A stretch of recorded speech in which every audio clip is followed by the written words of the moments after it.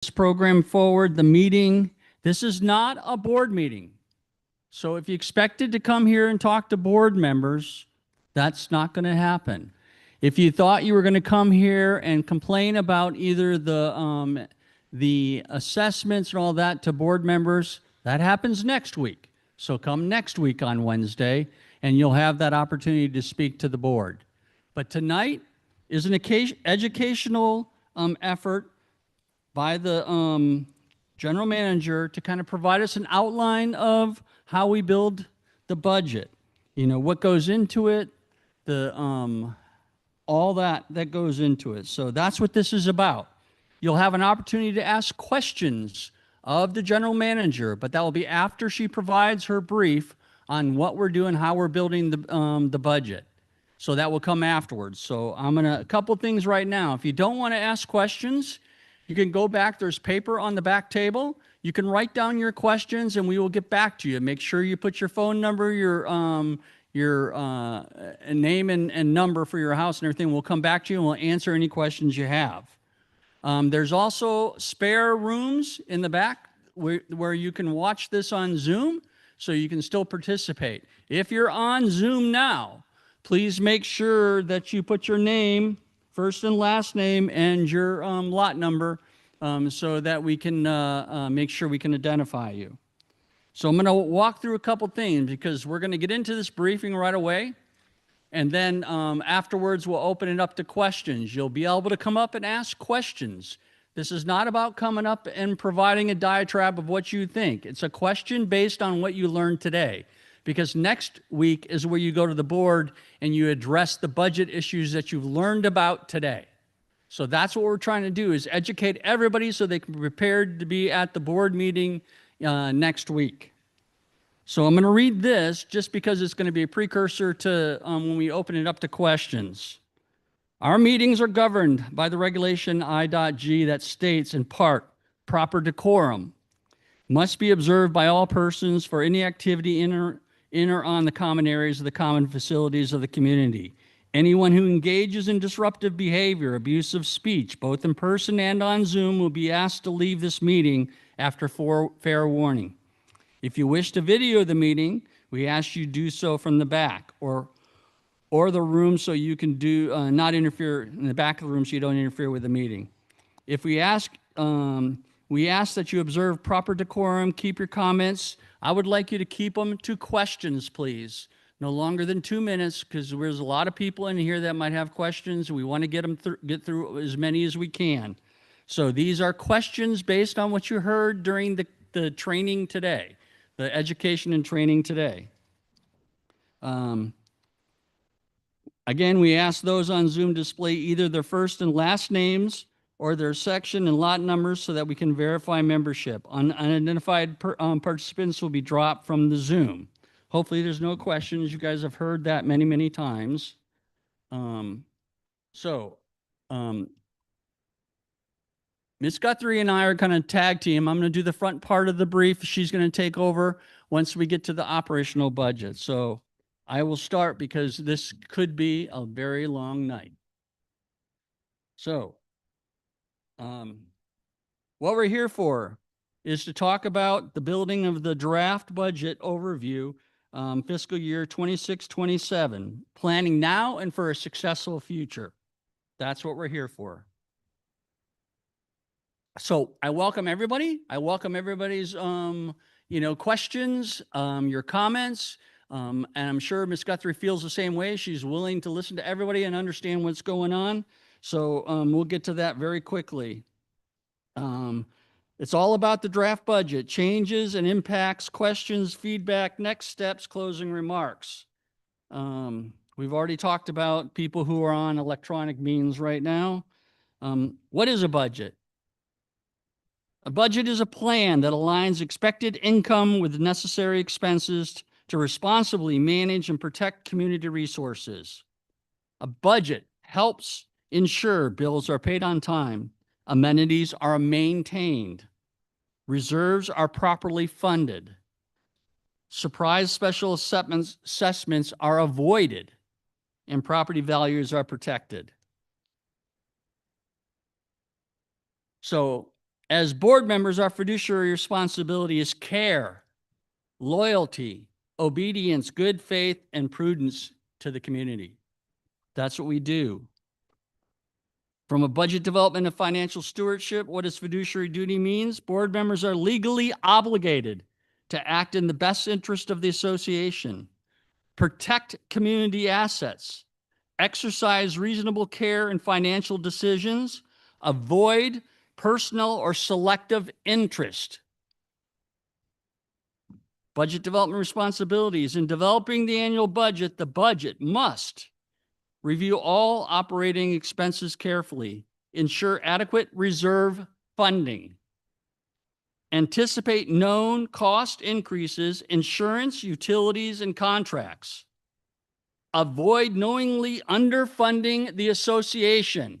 That is very important. Plan for long-term asset preservation.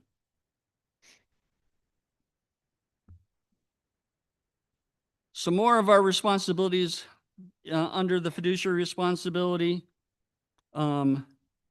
Failing to fund properly can lead to some things. Special assessments, not a good thing, but sometimes mandatory. Deferred maintenance, asset deterioration, reduced property values. Responsible budgeting projects provide financial stability, market confidence, homeowner equity. The budget is not just a spending plan. It is a legal and financial responsibility to safeguard the community's future. So now I'm going to go, based on this last year, our goals from the board. So some of our goals that are being looked at by the staff, and of course, we're following them, is continue dredging at last year. So the health of the lake was #1 goal we had. Continue dredging at last year's levels. Environmental resources, 3,000 cubic yards. Compare cost time between in-house and outsourcing. Select the most efficient and cost-effective. We're in the midst of looking at that right now and making sure that we have an answer. Compare cost and time between in-house and outsourcing dredging. Staff should provide the board with the most efficient, cost-effective. I just said that. Execute the bathymetric study, which allows us to know where we need to dredge. So that has been done. The bathymetric study has been done. We funded that. And so we're targeting dredging hotspots, trying to make it easier and keep it going. The board requests staff update status on this, an important element for meeting yearly dredging goals. Focus on water management infrastructure. I'm sure no one understands that. We've had some catastrophic water management issues that we've had to deal with, especially last summer, and we still have some issues that we're dealing with. We just finished up Patrick Henry, so you're all aware of those water management issues that we have. Provide the board with comparison between in-house, outsourcing, and critical activity.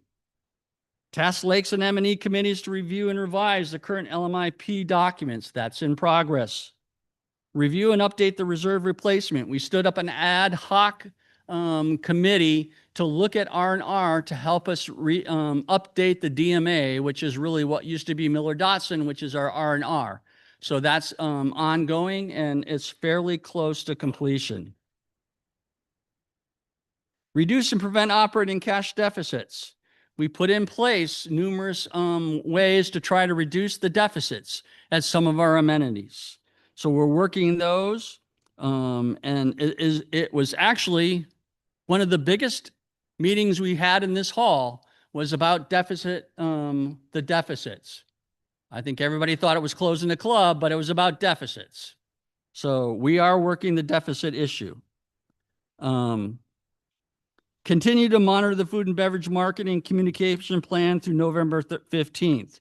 That has it extended. We still are working food and beverage, and it's slowly gaining. I think you can see the benefit in some of the things that we put in place, the new software, some of the issues, some of the new things that have been going on, marketing plans. It is getting better. We stood up an ad hoc food and beverage committee, which really looked more at the business aspects of that amenity, which was a good idea. So we did that. The GM is tasked to monitor and improve golf operations as part of the goals. Improve process on capital projects. So we've done that as well. We stood up an ad hoc on capital projects, and we have a report, and we're working towards adopting those documents to make sure that when we do future capital projects, we're taking in consideration doing the prep work the year before and actually execution the following year. So we're trying to make sure that we manage our money a little bit better and make sure we're doing those things. So that's in place. Codify draft capital project QMS document, that's in the works. I have personally been working with the general manager trying to develop a new organizational baseline. I don't think it's been done for a long time, and I think we need to update it, and she's doing that right now. So we're going out to the members and trying to get important information based on surveys on what's important. Restaurants, golf. Restaurants are pretty important, I can tell you that, based on that last meeting. Golf, fitness, and equestrian. This will provide requirement-based staffing while taking into consideration the community's needs and desires. The board will appoint an assistant treasurer to assist in the effort. Assistant treasurer and staff need to execute surveys and provide results by April of 2026. The new baseline needs to be in place for a budgeting standpoint. We've given them 27, 28 budget cycle because it's going to take some time to build that new baseline. So by 27, 28, that's what we should be using when we're funding this. Create a communication committee with new GM, communication, member engagement department, board, implement a plan to educate LOA members on what a capitalization fee referendum might look like. We are looking at trying to do that without a referendum. We have engaged with legal. We think we have a direction, but we need to get some more help from legal to make sure that we can do it. I know there's a lot of people, including John, that would like us to see us move this forward. So we're working that right now.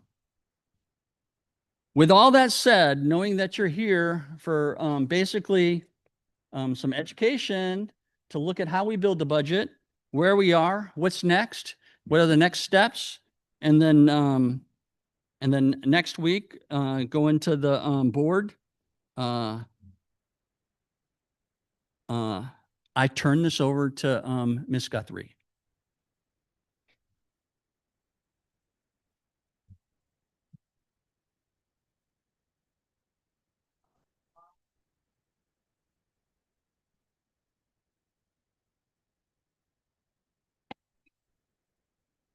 All right. Got to get on my accoutrement. Am I allowed to test it? Okay. Just wanted to make sure it works. All right. So tonight we're going to go over just a little bit about what an operating budget is. As we were going through the process, we found that there were a lot of different understandings of what the budget was and what it was supposed to do. So when we were discussing what to present tonight and what information to share, we realized that it was important to make sure everybody was operating under the same assumptions, because otherwise some of the information may not make sense to some, or it may be different to others. So get everybody on the same page. So an operating budget does a couple things. It funds essential services, it protects your property values, it plans for current and future needs, and it reflects the community interests and priorities.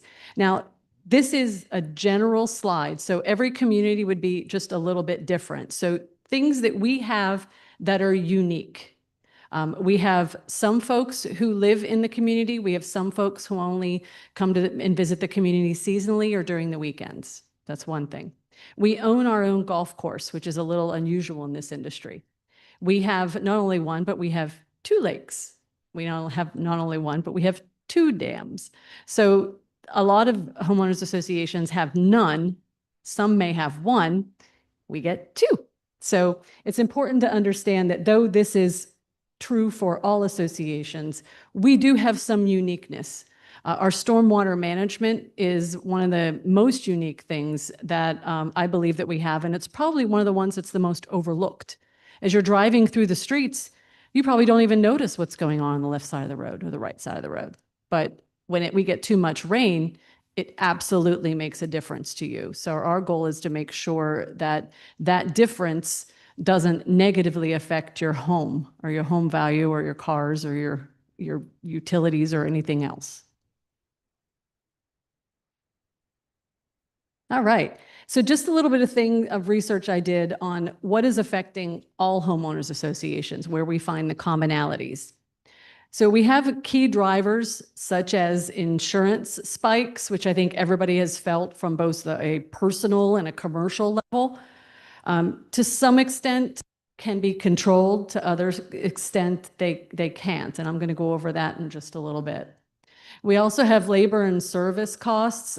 As everybody is being squeezed, all of our contracts are being increased as well. So anybody who's tried, I know I had a new kitchen faucet put in that in the past would have been, maybe $100, $150. It was $850. So I don't know what happened. I must have missed a page or I need to get more faucets. I'm not sure. Aging infrastructure, construction inflation, all things, regulatory compliance. The dam is very expensive to have, as is the lake. And with the increased focus on the lake, which I know that the community is committed to, that is your largest asset, we need to make sure that we do better.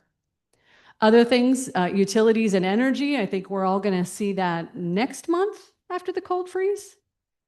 We'll have to collaborate on that one. Deferred maintenance, a lot of associations are kind of kicking the can down the road. All that does is just move the expense down the road. When you add inflation to it, it makes it more expensive to do it later than it does to do when necessary. So how do we balance those costs? And last on this slide is the incorporation of an operating contingency and the continuation of the reserve contingency. Now, the reserve contingency is by board decision. That is part of our governing documents and a policy that was passed a number of years ago. The operating contingency is something I think a lot of people don't understand fully what it does. When we go through the budget numbers, you're going to see assessment income. That assessment income is 100% as billed. So everybody pays it, 100% due. It's all in that line. But what about the folks that don't pay? So you've built a budget based on 100% assessment payments in a timely manner, but you don't receive the funds for it. And it may not be in that year. It may not be in the next year. It may not be for 5 years. We often may not see that. Even though we do actively pursue it to the fullest extent of the law, we may not see that for several years. So how do I buffer those who pay on time from those who don't? The only way I can do that is to put it in an operating contingency. Otherwise, there may be some financial loss. And unfortunately, the bills still have to be paid. And then we look at a special assessment, which I firmly believe should be avoided at all costs. I don't even like to utter the words because it's almost like you don't speak it, it won't ever come true. So let's just focus on that bad thing won't happen. At least won't happen here. Now, what is driving food inflation? I think during the discussion on fairways in the clubhouse, we had many talks about opening, closing, banquet revenue, what we're charging for meals. We talked about all of that.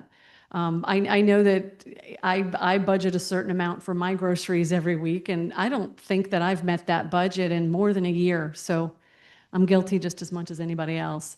So higher production costs, labor shortage, weather and climate events. Anybody who was getting their citrus from Florida, hopefully you ordered it before last week. Global disruptions and corporate pricing power. We're also, as you know, seeing the new and lovely embargo taxes on foods, Brazilian beef, if anybody's watching the tariff situation. So all of those things affect us. Now, let's talk a little bit about how we built the budget this year. And I had a couple people make a comment that we don't need to be educated. We know how it's done. I know that you're educated, but we did something a little bit different this year. So let me explain what we did and why we did it. Zero-based budgeting methodology is our industry's best practice. And the reason why it was instituted probably about 15 years ago, trying to remember the first time I taught the class, about 15 years ago, the purpose was a lot of associations would say, let's just increase the assessments by 5% every year. They kind of get on that train and then they just increase everything by 5%, right? There's really no thought process that goes to it. Are you still using that landscaper? How old is that contract? All of that, you get a little too comfortable. So zero-based budgeting is what we did for what I'm going to call the second draft of the budget. Before I arrived in November, there was already a draft budget and a draft budget process underway. So I kind of like stepped right into the middle of the fray. And we have some things to work on for next year. And I know the Finance Committee is committed to helping me make a better process. But for this year, we got it done. We were reasonably on time and we followed the timeline that was set up. So sorry, I'll wait for that to clear. Thank you. All right, zero-based budgeting. So what we basically do is we act like we never existed before that day. Lake of the Woods did not exist. We then take each line item and we build it. We review the contracts. We plug in those costs. We review the insurance. We split it. We predict the following year. We talk to the broker. We input that cost. We review the utility bills. We talk to the utility providers. We ask what they're going to see or what they plan on increasing. We build in those costs. It is incredibly time consuming, there's no doubt. But it does give us a budget where when we look at the numbers, we know what they are. And not only that, when I explain how the whole budget process went, the board and the staff all knows where those numbers come from because we made everybody participate. So I'm the face here tonight, absolutely, but I don't stand alone. We have almost 160 team members that were involved in the process. We have multiple committees. We had multiple people attending different meetings. We have 7 board members. Everybody came along for the ride. It's just easier if one person speaks because otherwise there'd be a lot of it in like a mosh pit. All right, so what we do is we go through, we review each line item and we justify it. That's what that word ties to, is we justify it to make sure that it is accurate and it is current. So it has to be tied to a real community need. I'm not even going to tell you how many old contracts I found in those line items or people who didn't know what they were in the past, not here, but in the past. Nothing is automatically carried forward because that's how we've always done it.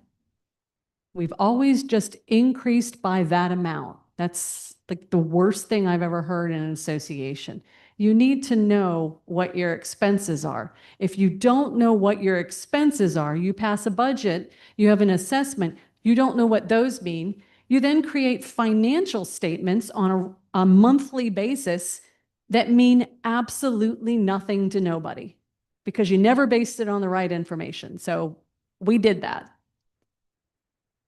So start from zero every year. The first thing you do is define your contract obligations and your core objectives. If you have a contract in place, you need to commit it, right? So you put those funds in. Many of us would contribute that like a mortgage, right? Your mortgage payment, your car payment, all of your long-term obligations need to go in first. Now, at that time, we do take an opportunity to review the contracts, see where the deadlines are, see what the get out clause is. Is it on an automatic rise? Was it written, to our benefit to begin with? So there's a lot of analysis that needs to be done during the process. We then break down the costs into detailed items. Some contracts cover a couple different places, like insurance, obviously. We use real verifiable data. So that's where we actually, not kidding you, we dig out those contracts, we highlight where the information is, and we put in those numbers. If we can't find it, if we're not sure about it, if it says CPI or something like that, we got to call them. That's where you have to, it's a great way to re-engage with your vendors each year though. And then we question every single expense. Is it required by law, the governing documents? Does it protect the assets or the property values? Is it needed and can it be reduced or eliminated? That's where we go at the very end. Is this something that we really need to do? Now, we're going to go through the process that we went through to get to where we are today. So, the budget guidelines were developed by the Finance Committee in July of 2025. The goals were set by the Board of Directors. That's the one that the President reviewed at the beginning. The board sets those at the beginning of their term. Those were done in September. The initial draft budget was prepared by the staff, and then we went through 3 rounds of team reviews. I mean, like people in a room asking questions, are you sure about that number? That kind of thing. Reach out to that contractor. So of course, that took most of the time in the budget. The initial draft was then sent over to the committees and the board.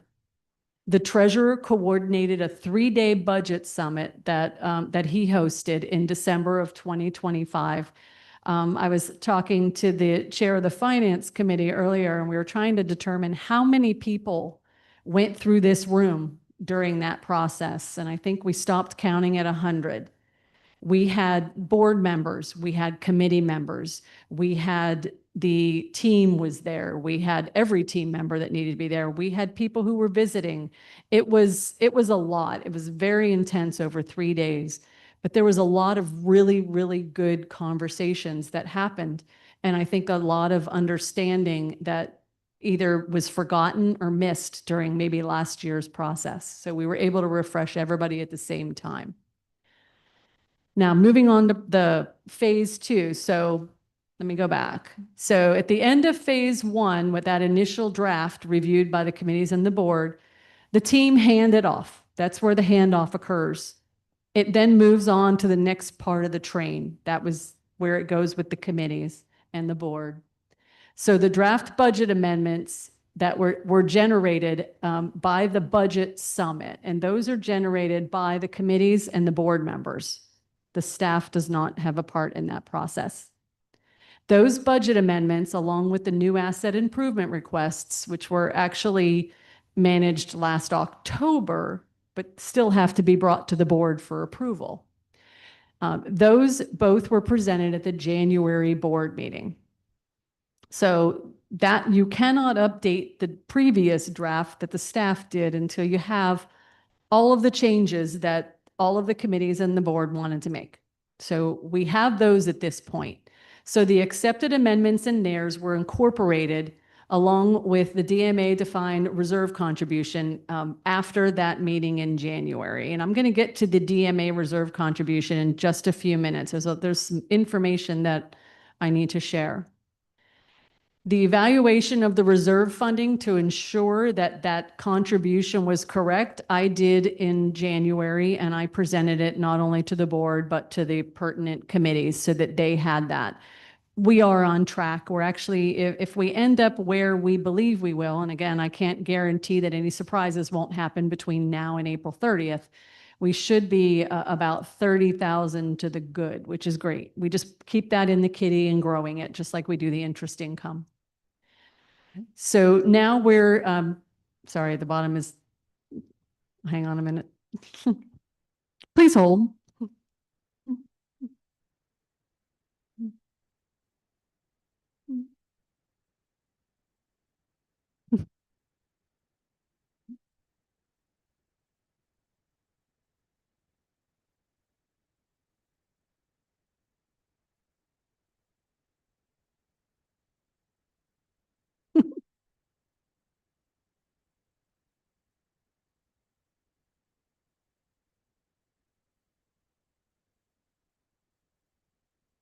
My apologies. We'll be with you in just a moment.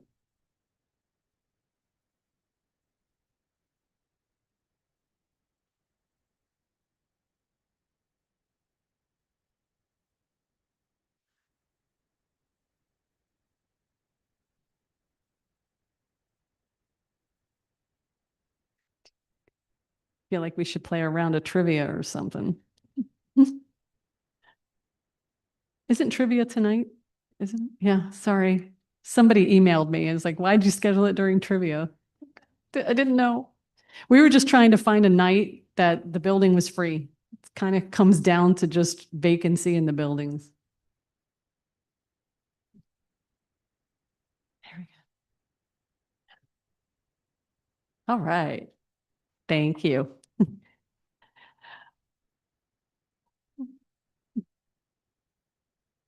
All right.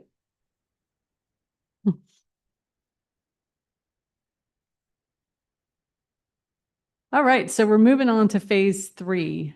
The draft budget information, as you know, was distributed in late currents. We are in the process of uploading documents as they are finalized to the website. I have had some questions about where some documents are. I know that in the past you were given incomplete or unapproved documents, and I'm not a fan. I'm not a fan. I would rather give you accurate information than give you something that may or may not be right or may not be changed. I had to make the exception for the draft budget, but everything else we give, I want to be correct. So we are here tonight, and I believe it's missing the green line that below that. In between that gap, it said, we are here tonight presenting it to the homeowners. That way, anybody in the room or online has an opportunity to have just a deeper understanding, if you're interested, of where all this comes from. Next Wednesday, this budget that has been through multiple versions of draft, multiple hands, amendments considered, amendments incorporated, it is then sent to the board for further consideration. So hopefully tonight we'll be able to generate some thoughts and some feelings. You'll be able to give those. If you wish, next week, the board will be obviously sitting front and center waiting. So once we do that, we hopefully have derived a final budget. We then have the information to finalize, and there's a lot of back of the office work that happens, a lot of computer programming, a lot of assessment programming. It's a big deal. So that's going to take probably a team of 4 at least a week to get all of that done. We have an older software system that we're working with, so we'll get it out as quickly as we can. Irrespective, your fiscal year begins May 1st. The best part of that is it starts all over again almost immediately with reviewing the May financials and then the June financials. And every month reviewing those financials and the variance reports is another opportunity for us to fine tune the process, fine tune the numbers so that we get better every year instead of making assumptions that lead us behind. Ah, it showed up. Ah, there we go. Somebody got fancy. Yeah, somebody got fancy. All right, so there's one thing I wanted to explain a little bit more deeply. There's a lot of confusion that I've seen in the community, and I'm just going to take a moment. At the December to January meeting, the treasurer requested that we have an ad hoc reserve study committee to go over the new DMA. The purpose is to make sure that everything's really in there, that things haven't slipped off of the ledge, been removed, whatever, doesn't matter. Make sure everything is in there and make sure everything is in about the right place because that affects your funding levels, right? So if you have, let's say, for example, the swimming pool had a white coat last year and it wasn't moved and it was moved to next year, it's going to throw off everything in that study. So we have a great group of dedicated volunteers that has spent an insane amount of time over the last few weeks going over component by component by component. And for those of you who don't know, it's about 2.5 to 3 inches thick. So yeoman's work, and I really appreciate them. So the annual operating budget covers what we need to run the association for a year. Okay.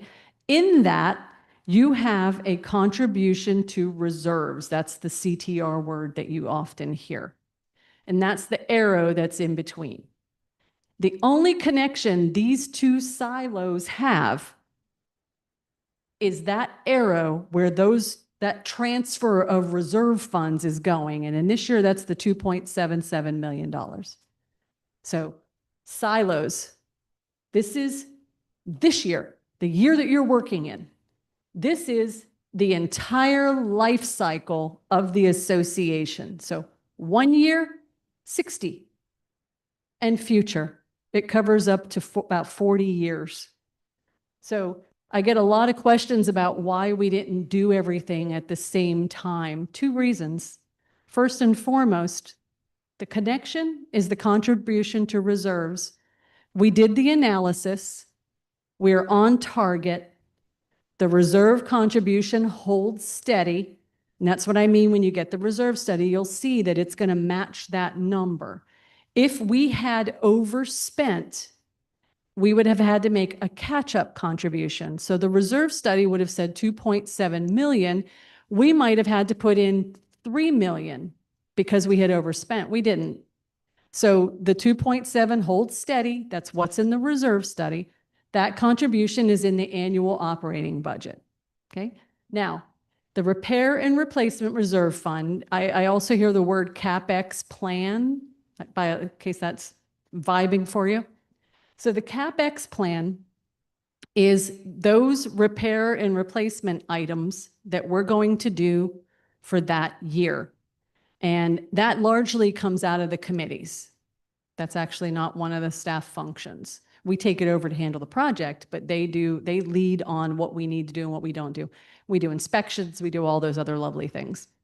We also, at the same time, look for any cost-saving opportunities. Like, why would we pave one small road when we could do 3 that are close to each other and get a cheaper price? So you have to look at it not only from a planning perspective, but from a cost savings perspective. If you white coat one pool, can we do both and get a cheaper price? Can we take advantage of when they're already on campus? Yes, is the answer. Something like dredging. Can we write an annual contract that gets us a price that's cheaper than us doing it in-house with better equipment and in a faster way? Okay. We also need to remember that with some smart outsourcing, you get warranties on the work. So where can we take advantage of that? So 2 separate silos, 2 separate processes that we need to have. We should not be putting them together. They are very different. When you do the repair and replacement fund or the CapEx, you also need to analyze, what have we done this year? What do we still need to do? We aren't done with this year. It's too early to do this. We don't know that answer yet. There may be some change to what needs to be done. There may be something added. There may be a surprise that we're completely unaware of. If we do this plan now and the board approves it for next year, how do we manage the changes? You basically have to completely redo the process. And then what have we done? We've given you false information. I would rather wait, give you the right information, and stick to the plan so that you know that it happened. All right, now hold the phone. More on the CapEx plan, that's why it's in blue. But once the DMA study is reviewed and adopted by the board, and then we can actually draft that plan. So I just wanted to take a pause, a timeout for all those the social media folks who are going to ask that question. So just hit it in advance. It will be done. It will be done before May 1st, right? Yes? Yeah, I'm looking at you. Yeah. It'll be done before May 1st. All right, so now let's talk about the bottom line up front. When you do zero-based budgeting, you put in all the expenses first. You don't look at anything else. You don't look at last year unless it's something that you're looking for just as a trend. You look at all of your expenses first, blinders on. Once you're done with that, you go through, again, blinders. You justify every single income line item after that. At that point, nobody on our team ever looked at what the assessment was, because it could have been less for all we knew. We wanted to make sure that we knew exactly where we were going. And at the end of the first draft, it was about 2,500. Then, so we have 2295,260. I'm going to go into this in a little deeply, so just give me 1 second. And we will also post this presentation, of course. All right, so let's do a little bit of a breakdown. The increase is $305. I broke it down into the monthly for those who like it broken down a little bit more thoroughly. I'm trying to make everybody happy. I know that's not possible, but took a swing at it. The operating comparison between the 2 years, the increase is 12%, $202. The combined contribution to reserves comparison is 607, went up to 710, so it's about 17%. In case we didn't mention it, the DMA study that they're reviewing is new. So we're bridging the gap between an old study that was likely done pre or immediately post-COVID, before the inflation started to hit, and before the time when you would normally repair your HVAC system, and now the parts aren't available, and the only option is to replace it. So there's going to be a gap. Nothing I can do about that one. For those of you who are online, we have a handout in the room. What we're going to start to go over in just a moment is available on the website, and I gave you the direction for it. Now, the reason why these next photos are going to be a little grainy, and that's the reason for the handout. I reviewed a lot of the comments about last year, and there seemed to be some discomfort that the numbers might not have been translated from one slide to the next, or so I did actual snapshots of it to make sure that we're presenting the accurate information. Unfortunately, when you put it in a slide and then you blow it up on a screen, I am going to lose some visibility. So again, those of you who at loa.org, admin budgets, FY 26-27 draft budget. And that's going to give you all of the departments too. But I couldn't put that on the slide and actually expect anybody to see it. All right, so I am going to give our new director of finance a little bit of prime time moments here. So you got to be tired of me by now. He is going to go over what you're going to see is every income line and every expense line of the budget. Okay, so we're not going to miss anything out. We won't probably go over the items that you already know what they are, but there are some words here that they use that may not make sense. All right, Dave, you want me to do the clicker for you?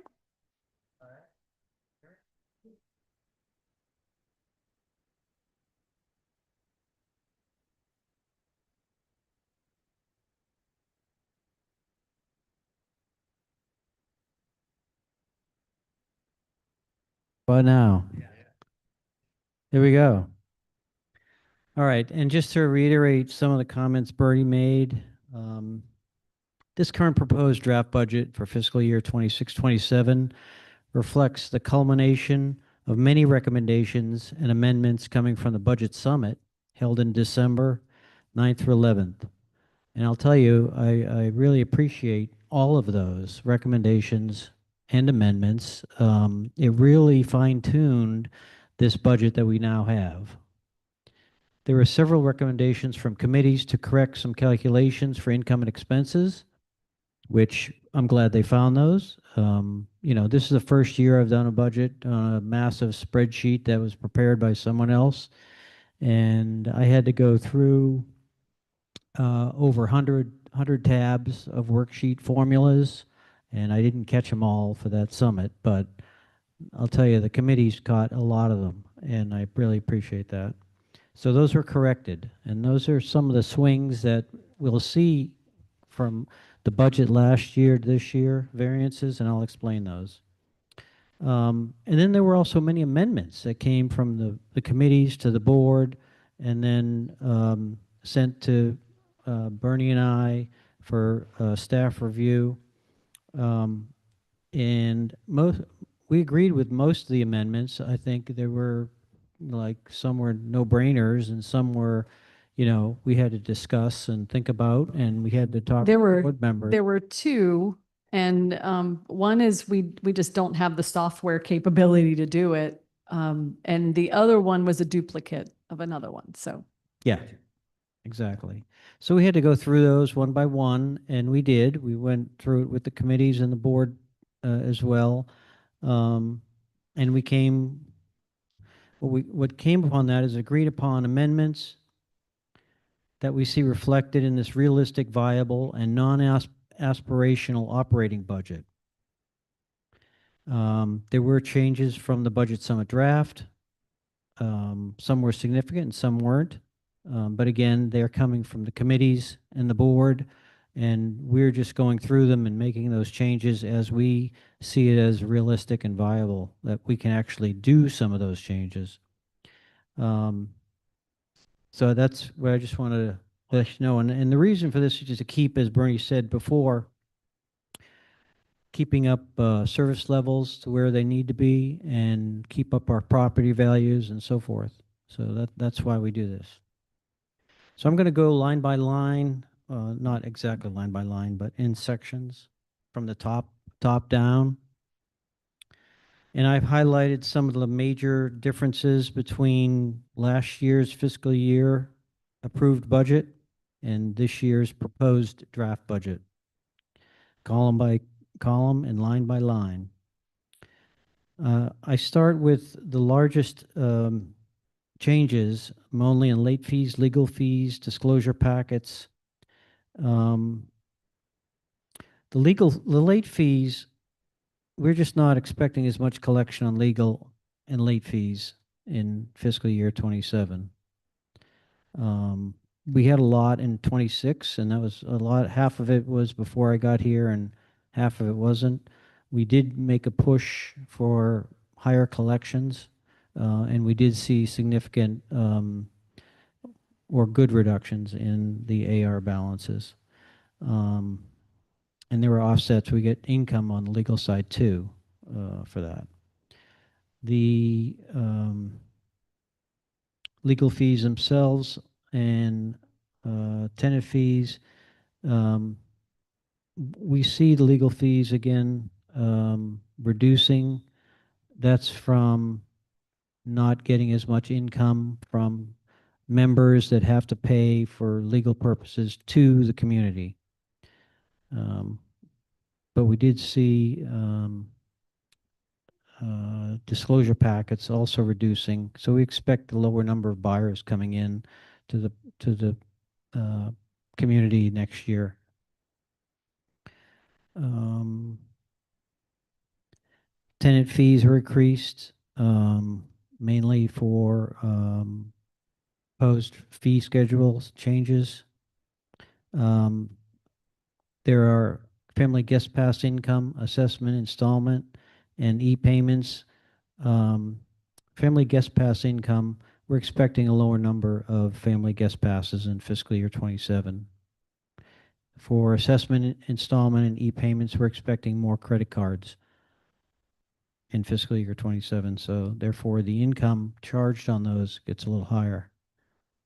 Also, collecting on late fees, that credit card assessment goes in as well.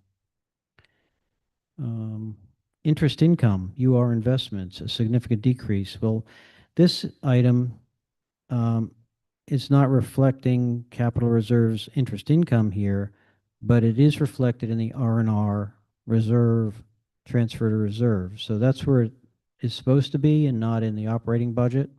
So that's why we don't have that number this year.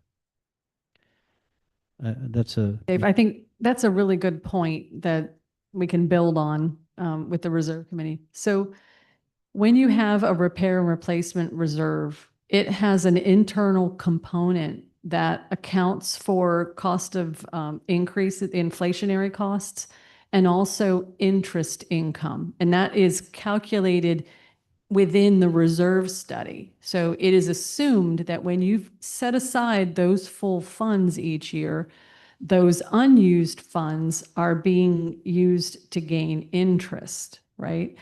If you don't put the interest in the reserves, you, in this instance, would be shorting the contribution by $95,000 a year. What happens over a decade of doing that? You lost $1 million and nobody knows where it went to and why the reserves aren't matching. So it's very important that we not steal the interest from the reserves for operating expenses. They need to continue to build on their own to fund those large future expenses that we know will happen. All right, thank you. Then next line items, annual vehicle storage, barcodes, and miscellaneous income.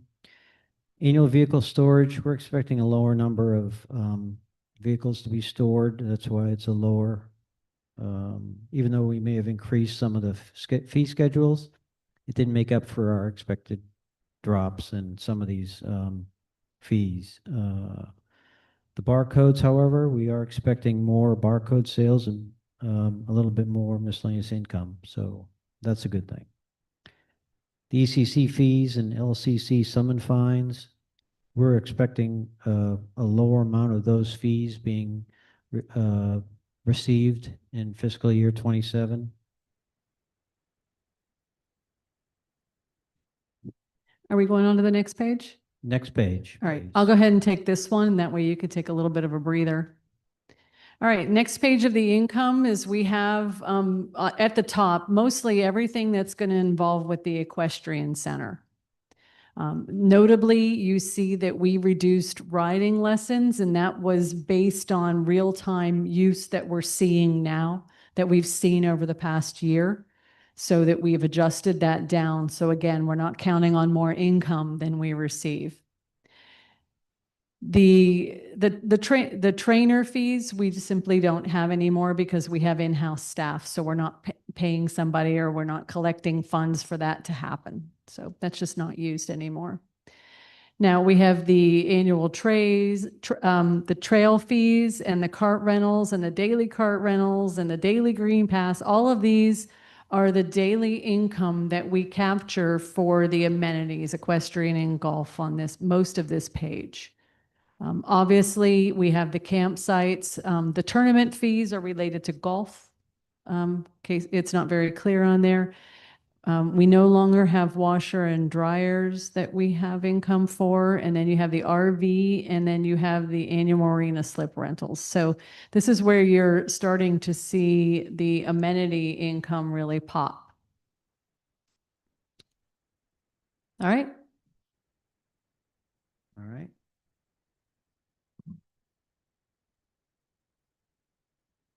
As we move on, I'm moving down to annual boat registrations. This increased mainly due to the fee schedule. If we were in the budget summit, everyone made the recommendation to increase that fees. Same with the daily pool fees. We are expecting a lower number of short-term pass pool fee, so therefore a lower revenue number. The annual fitness and fitness center and pickleball fees, those are all basically increasing higher due to the fee schedule changes that we were recommended to make. The one that did drop is the annual trail fee for individual. We're expecting a lower number of trail riders, so that's why that's lower. Same with on the young executives with individual trail fees, and also with cart rentals. We're expecting low numbers next year compared to prior year's budget expectations, because our actuals aren't reflecting of that last year's budget. So we're looking at actuals and saying, where's the trend going? And that's why we're coming in with lower revenue numbers. And we're all hoping for perfect weather, right? So we can have more. Just think of all the water the golf course is getting right now, right? Yeah. I go down to, from food sales, 4410. It's one of the bigger ones. Um, the food sale, budget numbers were basically reduced, and some of the other were as well, mostly the food, liquor, wine sales. They're mostly in clubhouse and fairways is one of the amendments, or two amendments that we worked through, reducing some aspirational revenue planning to something that's more realistic. So this is one of the ones that, or two of the ones that we dealt with. I'd say that the clubhouse and fairways probably during this budget cycle received the most scrutiny, whether that be through the meeting that was held, whether it be through discussions. We actually were still trying to understand the amendments proposed, and we had the director of the finance committee, the director of planning, the treasurer, and then the board liaison to planning in the office for about 2.5 to 3 hours one day, just making sure that we worked through the numbers realistically. We found that we were confused by where numbers were in like 3-4 years in the past, and of course you don't have that active history. So we wanted to make sure that we were setting those numbers with some reality and in the right place. And of course that means we're going to have to make sure we actually code all the expenses correctly, or all of our work is for nothing. So the biggest thing that we had was this page.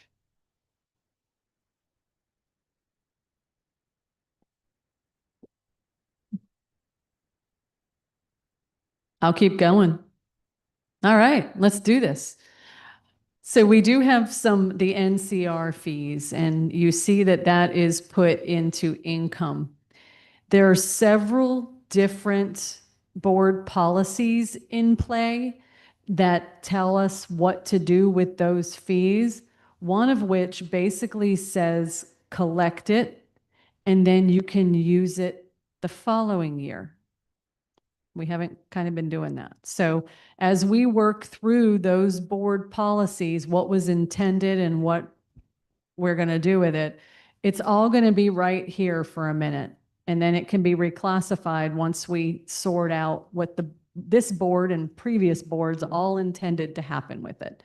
I will say that I had read the Licata's website, which gave me a lot of information about what's happening in Lake of the Woods and how few lots we have left, and that we should see a decrease in these fees unless somebody is doing a renovation or something of that nature. So it was great to hear that you are at a premium. You know, it's always nice to hear you're on top, right? All right, it's back if you want. Wait, I'll finish this Go page. ahead, finish that. So then we move on to just a couple of the small portable fees, but we have 2 new income line items. That's why you see that funny 0% and a vacancy in the lot.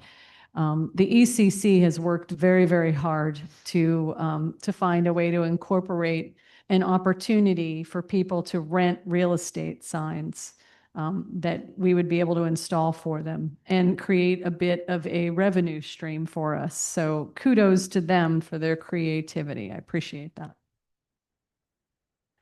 So let me go a little bit about what's increasing and why before we get on to the expenses.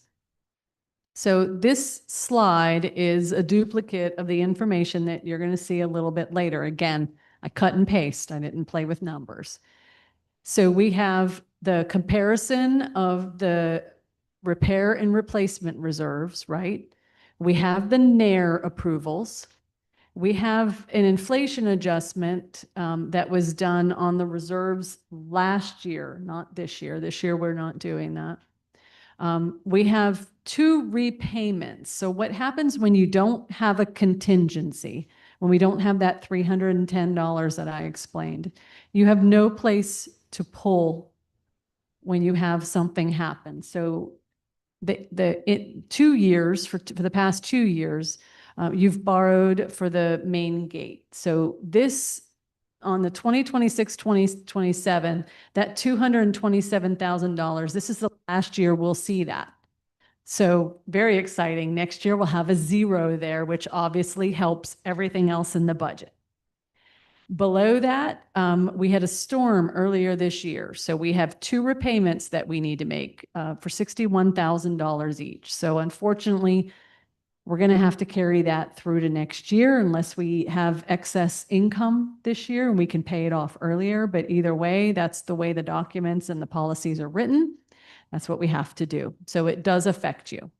There is another policy, as I mentioned, that requires when you borrow funds, you have to replace the contingency, and we had used those as well for the storms. So we have to pay that back as well. So yes, I'm kind of caught squeezing the sausage here from both ends.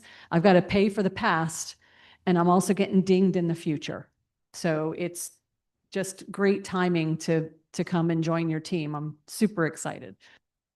So we have the total budgeted CTR last year and this year. The percentage change is 15.8%. I gave you the dollar amount, and then I gave you, out of that $305 of the increase, $102.23 is going to that.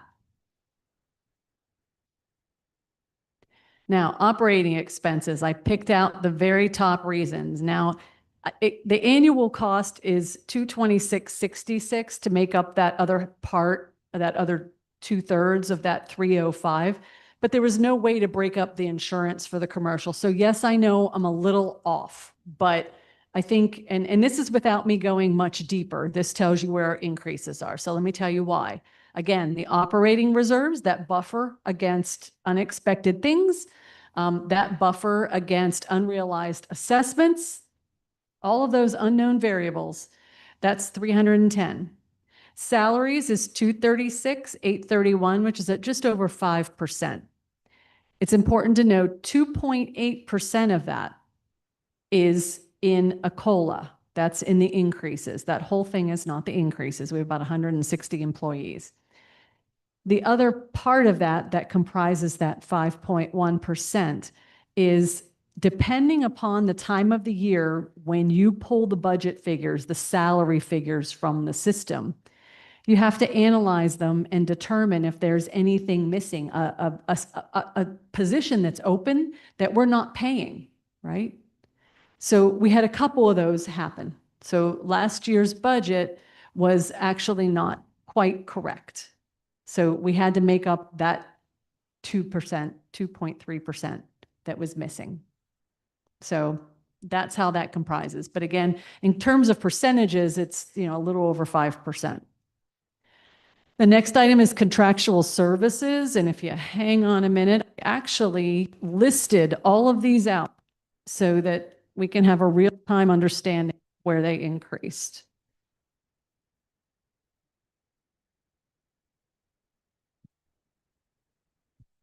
So contractual services increased by $257,000+.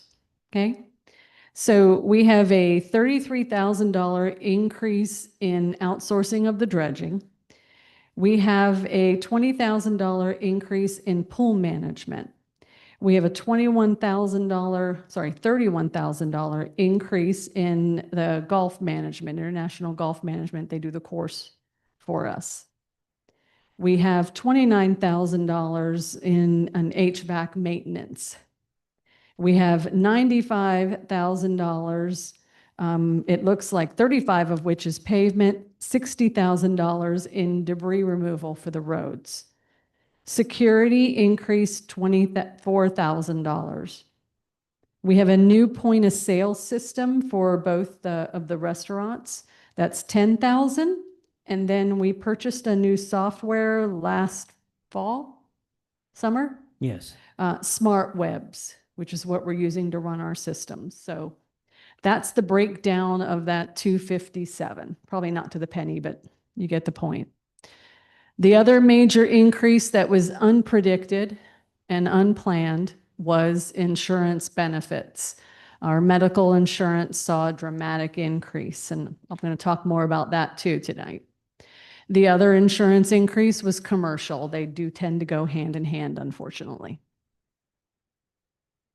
So that breaks down that 305 in case you wanted to know why it's needed. All right, Dave, do you want me to do this since I'm already standing? I can go through it quickly. I won't Okay. I won't cover the areas as much as ones that you did. So I'll just kind of go through them. All right. Of course, cost of food and liquor and wine, it kind of follows the same revenue drivers. So when you have reductions in income, you also have reductions in costs, and that's what we see here mostly. Bernie already went through salaries. She explained that and the benefits along with that. Some of the other, and insurance, there are up and downs in many of the, for like postage, there's higher USPS costs as well as,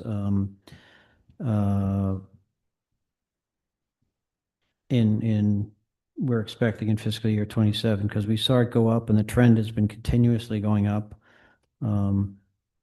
Recruiting went down because we don't expect as much recruiting fees as we saw in fiscal year 26 from actual happenings. Dues and subscriptions we saw go up mainly for new environmental subscriptions for the environmental department for lakes management. In office supplies, it's more comparative with fiscal year 26 actuals versus the budget. I think it was under budgeted in 25. Same with expendable furnishings. And a lot of these, we look at some of the items that are, supplies, furnishings, and other miscellaneous things. What we see is we either see trends from 22, 23, 24, 25, and then 26 actuals. So we look at all those, and that's where a lot of these numbers are going up and down. And the budget last year, I'm not sure. I mean, I can't really say, but I think we did a fantastic job going through each line item with a lot of eyes looking at it, not just one. So.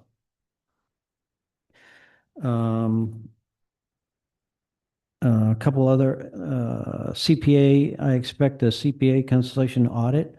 We were way under budgeted for what we had to go through. I realized it was based on an engagement letter. However, history tells me and experience tells me that's not the best guide of what the budget's actually going to be. And we'll do an update on the taxes and the status of the audit at the board meeting. We do have the taxes for the 5 years. Yes, we do. Very happy with the result. Very reasonable dues for the 2 years that we had to pay taxes on. So that's going to end up working out really well for us. Correct. But that's next week, the board meeting. Yes. And I'm getting excited to actually maybe finish something. I'll take that dig. So other things like linens, that reflects a vendor change in pricing that we changed our contract last year. And an opportunity. Correct, for better linens. We got to do better. Correct. We got to do better. Other things like serviceware, again, that's a comparative. We're looking at fiscal year 26 actuals is where we are with that versus the budget last year. In fish stocking, forage, and just some of the lake management stuff, we are increasing those budgets. Dave, I'm going to pause right there for a moment because you'll notice that there's a referendum expense included in there. So that's a great conversation for tonight. We're always looking for ways to increase ancillary income, the income that doesn't come directly out of your pocket for assessments. There have been 2 referendums in the past that would have done that. One was the violation fines, and then the other one was the you could call it something different than I do. Capital contributions, what I call it. A capitalization fee is what you call it. We call it capital contribution at purchase. Those 2 items together would have alleviated some of the assessment strain that the homeowners feel. So we're going to give it another go if we can't get it through a different way. But we need to find a way to stop the nickel and diming and start finding ways for sustainable funding. The CTR fees, sorry, not the CTRs, the NCR fees were fantastic while they lasted, but they're coming to an end. We need to find other avenues now before we get too far down the road. So, sorry, just had to plug Yes, that in there. and we are planning to find other avenues of revenue. That's one of the things we want to go forward with, specifically on F&B, and then even the golf operations, but that's another discussion. All right, I'm going to change the slide. All right? The expenses never end, right? No, they keep going. So, and I think my pages might be different than yours. 'Cause, I'm on repair and maintenance irrigation. yeah, all right. Okay. So repair maintenance equipment, there were more expenditures for last year than this year because we did receive a couple of new vehicles as well as doing a lot of repairs on our older vehicles in 26. So I think the expectation was a little less maintenance and repair for next year. Repair in buildings and grounds, again, we're looking at comparative to fiscal year 26 actuals. And we're seeing that those types of activities have been increasing on a trend versus prior year budget. Same with dam inspections and repairs. So we're doing more of that. It's, basically, we had to, because we want to make sure have a great dam and a great, water management system, we went ahead and inspect those. So I think we're doing it twice in fiscal year 27 for both dams. Bank card commissions, again, we're looking at comparative to fiscal year 26 actuals versus prior year budget.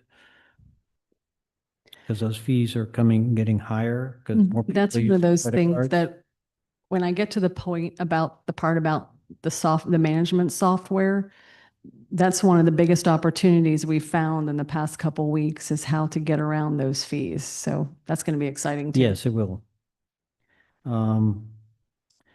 When I'm looking at, again, credit card fees kind of falls in that same piece. Discount meals, we're expecting to get less discounts on meals, especially to employees and how that works. So that's going to be a policy change for the staff. Advertising and promotional, we are expecting to increase marketing. That was one of the bigger messages we received from the committees and the management, the board, during the summit, is to increase marketing community-wide. And that's all going into admin as kind of an overall marketing number. We went through contractual services already with Bernie. There is some chemicals. Keegan is asking for less chemicals to put in the lake. So he's expecting to reduce his use of those. Lease expense. So we've been able to recontract on one of our major leases. And so we see a significant reduction in that. And we're hoping to actually look at all those lease contracts we've got and see if we can get out of them or notify them early or however, and see if we can reduce it anymore. And then one of the larger one, the non-budgetary extraordinary items, Bernie has already gone over, and it's a good thing that we have that, I believe, because we don't know what force majeure and we're not earning any interest being in a deficit. So I think we need that. All right. That's all I got. Can I get that yeah, thanks. So again, this page is captured directly from what you have in your handout. I just split it into two so it's easier to read. The top is the same regurgitation of what we talked about for the contribution to reserves. And this is from, by the way, this is the spreadsheet that the association has used for, I don't even know how long, to calculate and to put all of the budget together. I would be the first to say it's not my favorite, and cannot wait to do better. But for this year, it's all I have. So we have the expenses, you have the contributions, you have the NCR adjustment out for your break-even point, and then obviously it automatically calculates across the billable lots. So the total assessment plus the ancillary income that we talked about before leads you to your total budget.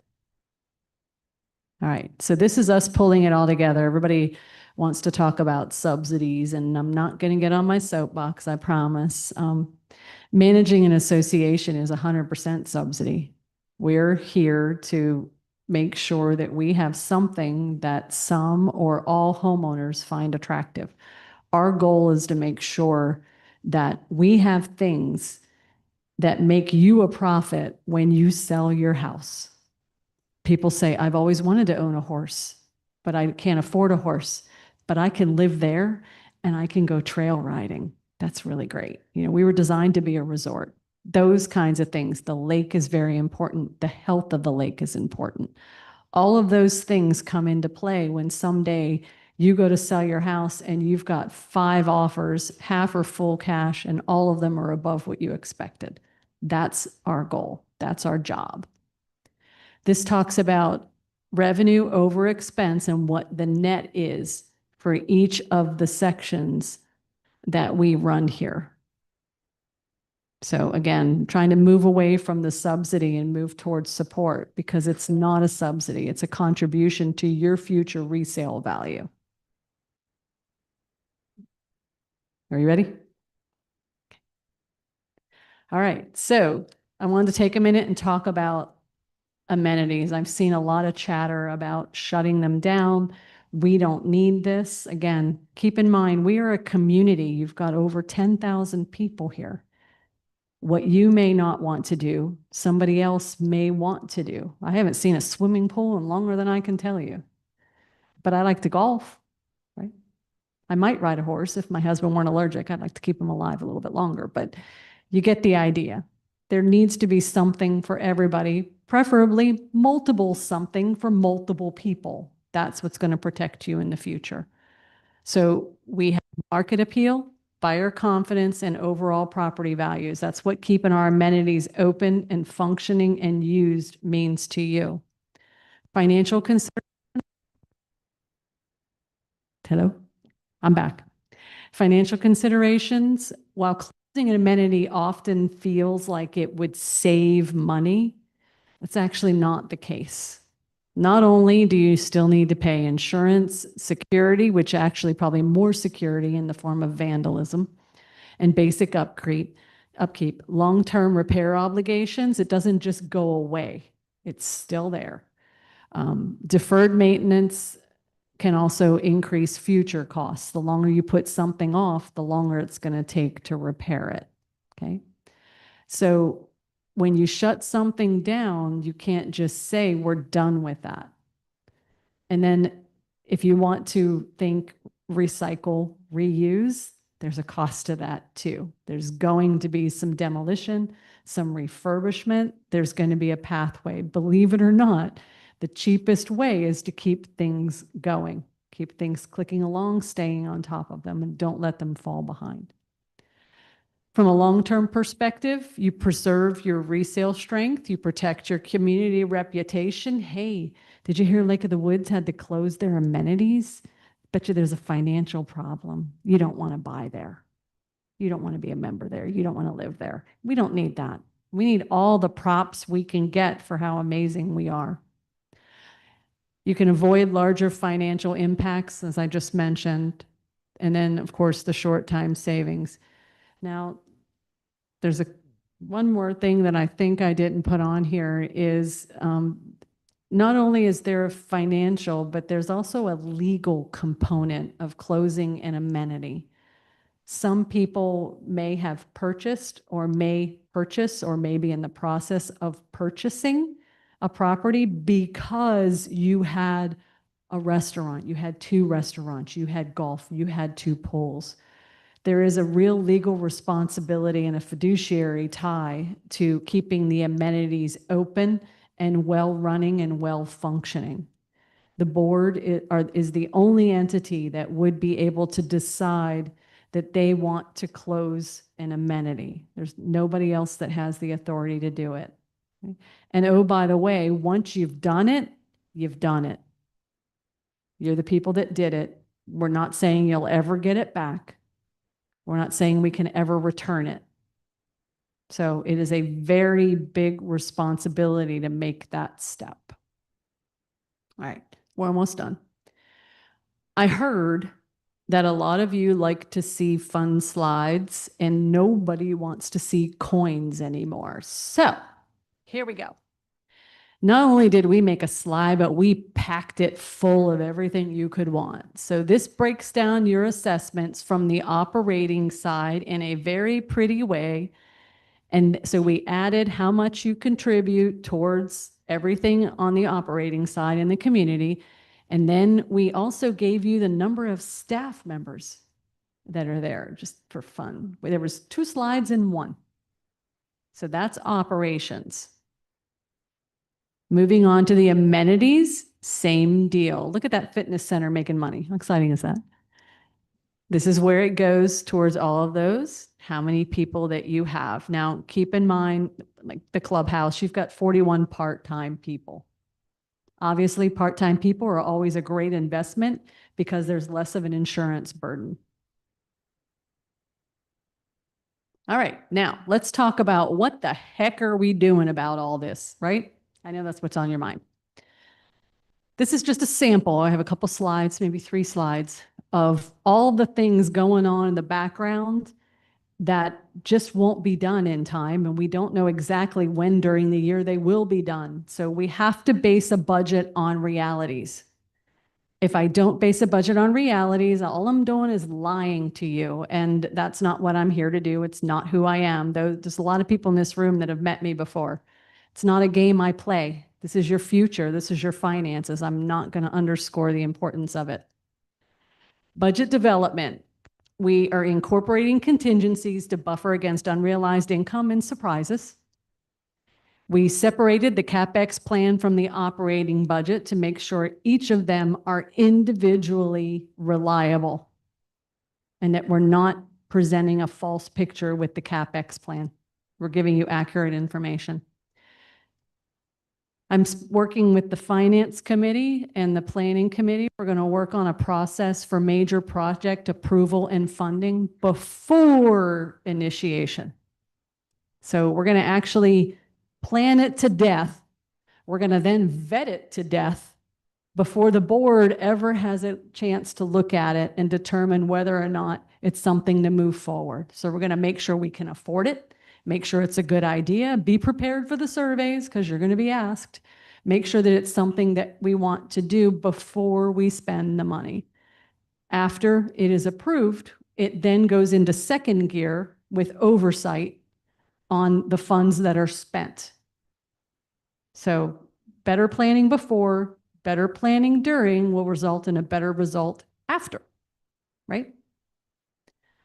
Professional services, we're working the contracts that we have in place, making sure that we competitively bid things like the contracts and the insurance products. Make sure we're not just saying, oh, it's an increase. Okay. No, that's not acceptable. So we'll make sure that we bid everywhere we can, no automatic renewals, and we're looking to expand our database, our vendor database, so that we have other options and not just the same old, same old. We're also consulting with a new investment advisor to make sure that we maximize every single dollar of investment income. Not only is he an investment advisor, he specializes in homeowners association. His services are free to homeowners associations. For those of you in the investment world, he collects his money on the back end. Everybody knows what that is. But that, not only that, but there's about 800, the last time I asked 2 years ago, homeowners associations that he works with. So if we need to break a CD, he breaks it within the group, no penalty to us, right? Same on the other side. Somebody has a really good CD that they need to break, we buy it. We'll go for that 5%, right? So that will work in our benefit. Not only that, but for the investment, the treasurer and the finance committee, he'll do awesome projections compared to our reserve study, the projections of where the income and the balances would be. And it's something that the president and the treasurer work with him directly. It's not staff directed. So other things that we're working on through the staff, we're training our staff to review the financials, understand the financials, and be able to speak to them. So making sure that they understand, just like everybody else, every line that's in that, what happened, what if it goes off course? Was it something like one of those months where you just get 2 utility bills? It happens. Or was there something larger? Was there an increase? We had a storm, making sure all those notes are captured. So that's going to be done every month. It's already being done now. Job options, roles and responsibilities to make sure we have the right number of people in the right places doing the right thing. We're reviewing and updating our employee handbook. We do not anticipate increasing staff. We're going to hold it steady. And if there's areas to find reductions, we'll do those as well. We hold weekly team meetings to make sure that everybody on our team is swimming in the right direction. We have a very large staff. We're not all in the same building. It's very difficult to make sure that everybody stays in touch. We have a meeting tomorrow at 10 o'clock where we'll cover everything done tonight. So everybody on the team, we have a lot of team members here, and a lot of our team members live in the community, but they will hear all about this all over again. I don't feel like this is as loud, do you? Is it just me? I didn't think so either. Can I be louder? I know. Have I ever? Frank, I don't want to hear it. Shut up. On the finance side of the world, we're working to seasonalize the budget and provide more accurate reporting. Instead of just taking a number and dividing it by 12, we're actually trying to put numbers in the right months. That way your variance reports are correct.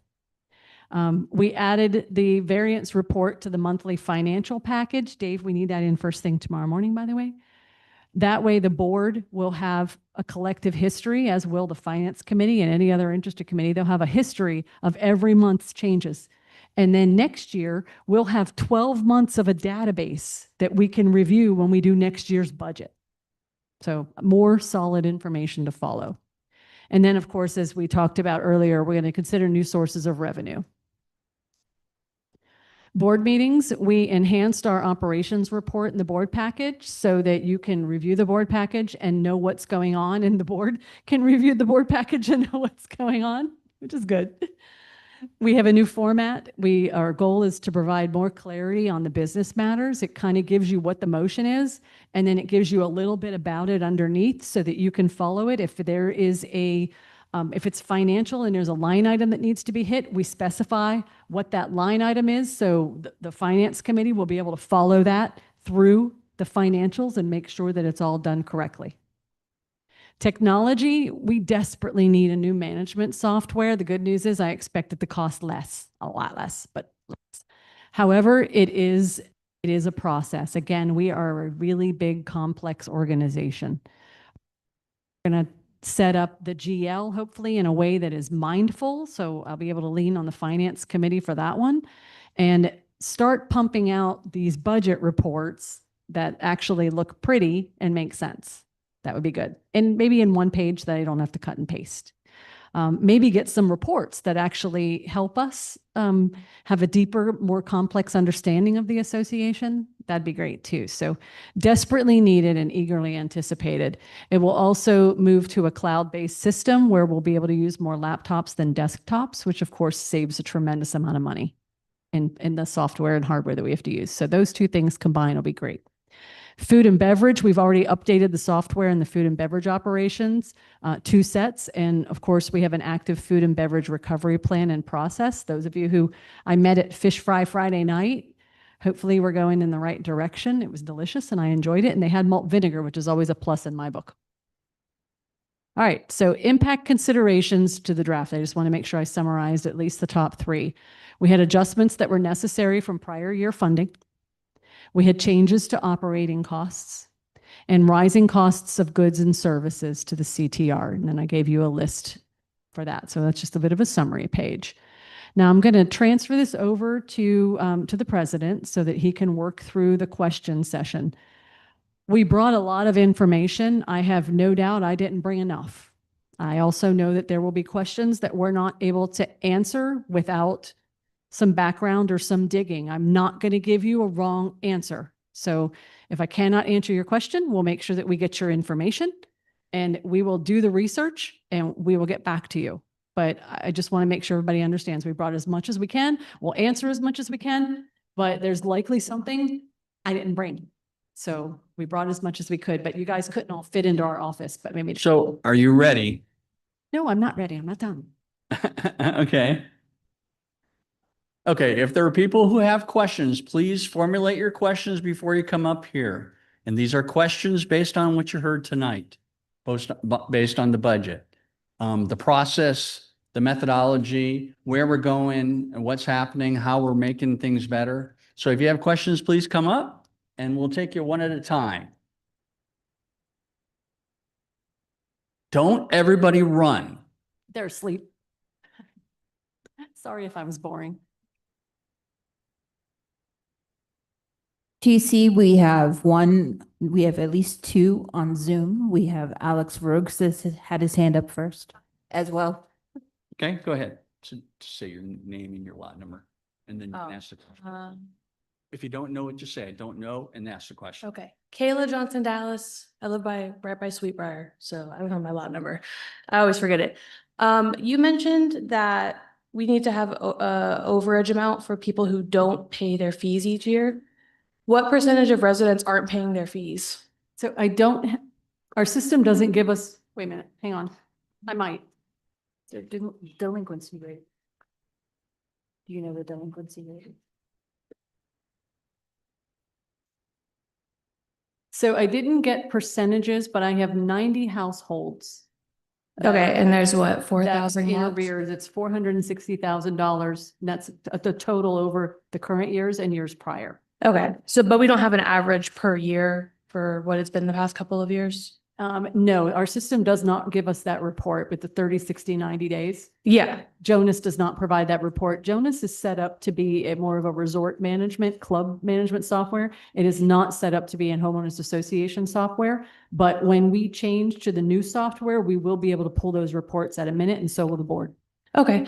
I was wondering, because it say the percentage is 1%, maybe we don't need as much of an overage to cover that if it's a consistent basis. But also I think maybe people would be able to pay their dues if we weren't increasing them so much. Since when I moved in here, it was $1,800 and I moved in 4 years ago. So it's gone up a noticeable amount since then, especially if this passes. Mhm. And when I paid my dues last year, I overheard somebody had called into the office and they were saying they can't pay their dues this year and they were already on a payment plan for the previous year. What are they supposed to do? I'm wondering how many households are in a situation like that. I did not bring the payment plan information with me, Okay. but if I can, you talked really fast. I don't know if I have all your content. Oh, sorry, I do If speak you want to write it quickly. in the card in the back and just put that you were looking for the number of payment plans, I can ask that information. Okay, awesome. Yeah, Thank you. If you go ahead and just write your name and your number down, so that we can get you the information. Okay. Next question. Okay.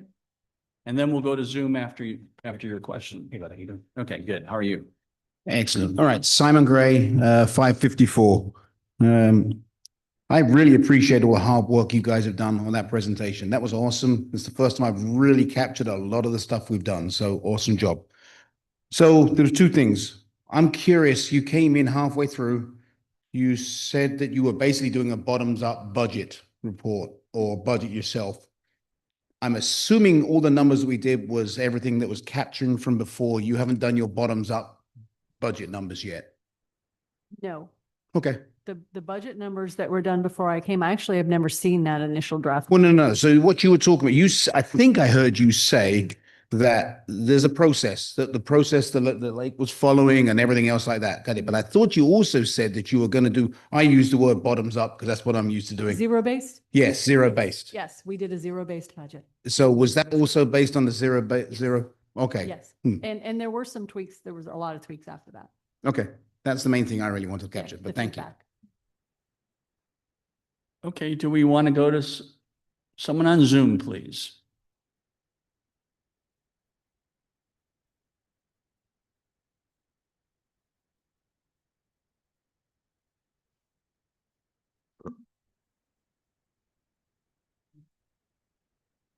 Robert Tomako.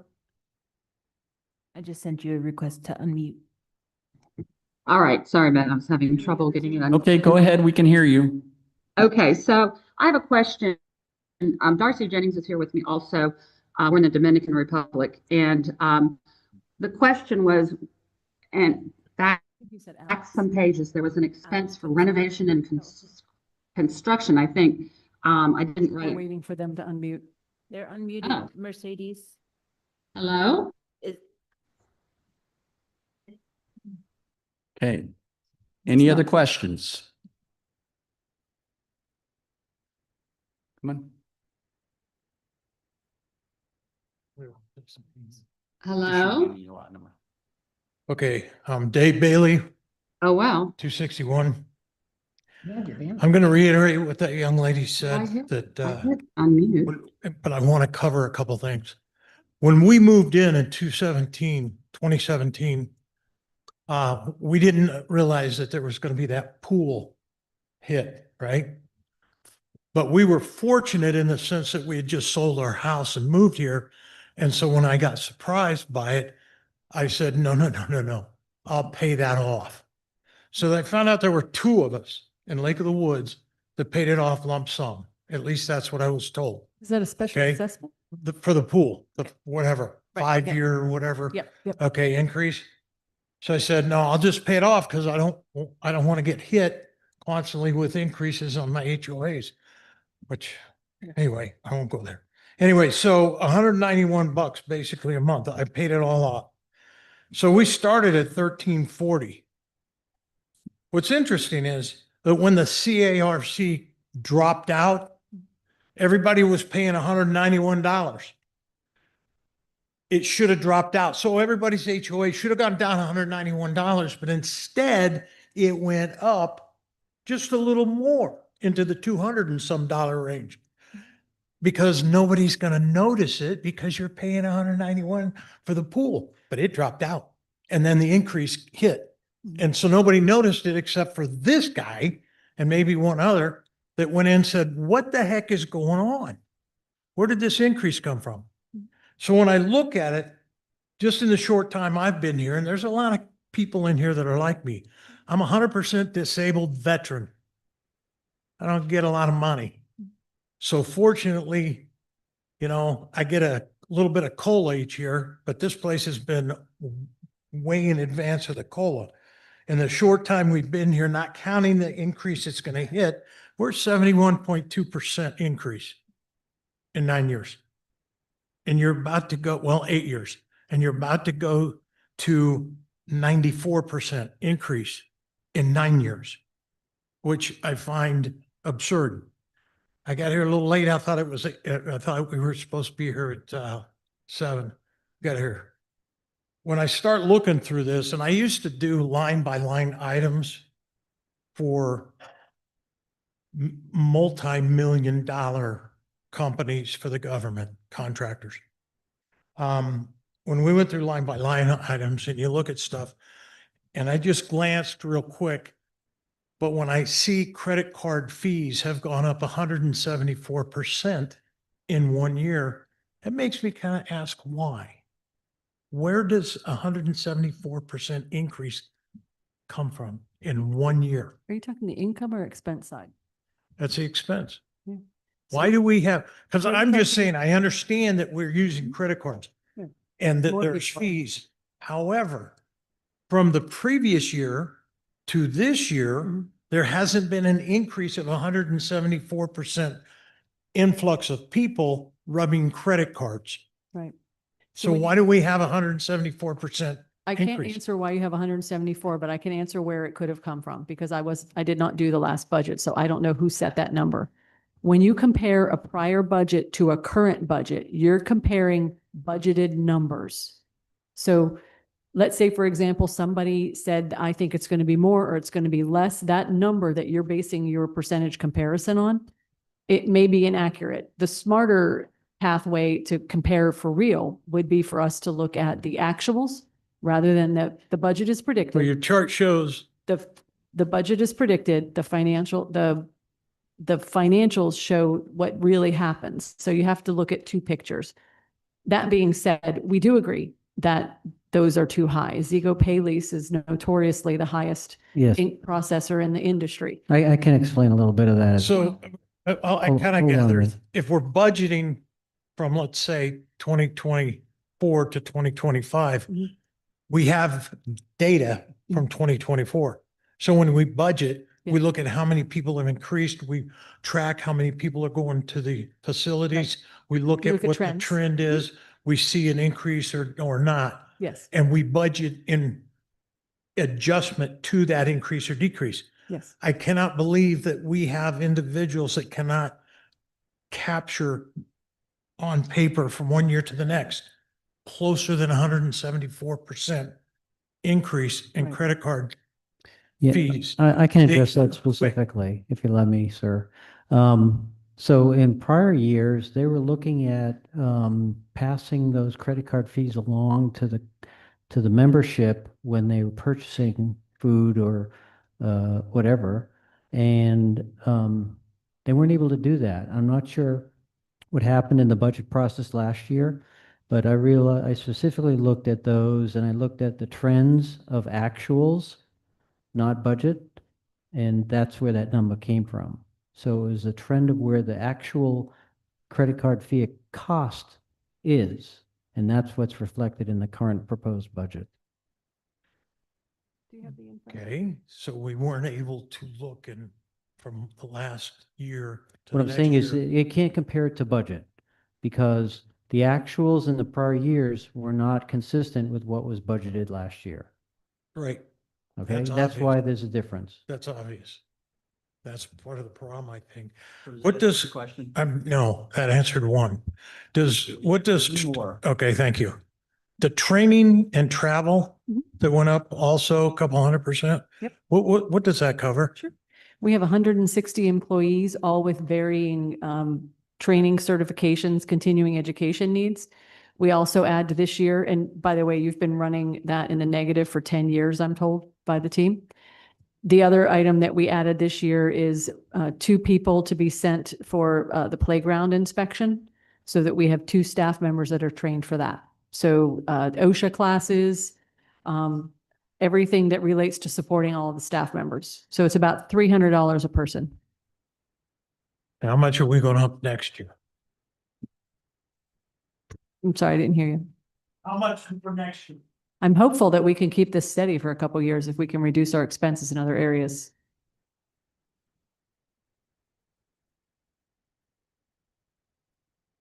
Angie Long, 333. I appreciate the information that you've given us tonight, and I understand that we've had some problems and they've gone on for a long time. The problem is we're in Orange County, Virginia. Orange County didn't plan. So guess who they can come to for increased property taxes? The largest voting bloc in the county, that's us.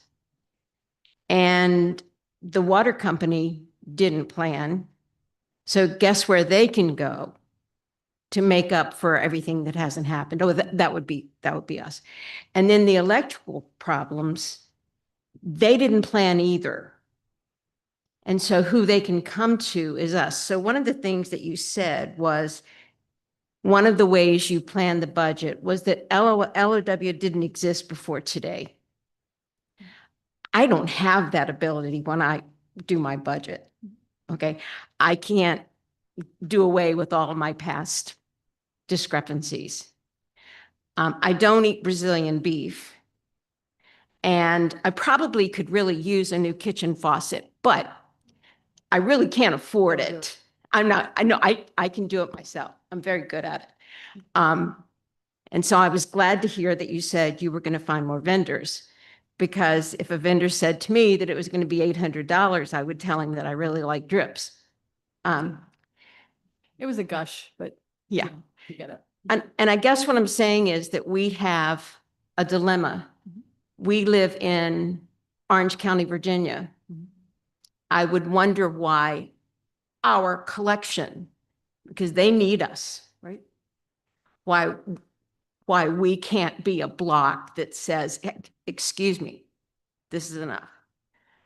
And it affects our ability on what kind of beef we want to eat. But we are human beings, and a lot of us are retired, and there's not but so much juice in the bank. And we're taking on more and more infrastructure, just as every association is taking on more and more infrastructure responsibilities from the surrounding counties, because they have a way to move it. So if you think about the amount of stormwater that we manage for everybody else around here, Right. and that we pay for, and that floods our streets and breaks our dam and requires, the dam to be, the sluice gate to be lowered so that we can buffer against it. So I agree 1,000%. We're all in the same pickle, but we still do not have, as the homeowners that you represent, lucky you, we don't have unlimited incomes. Right.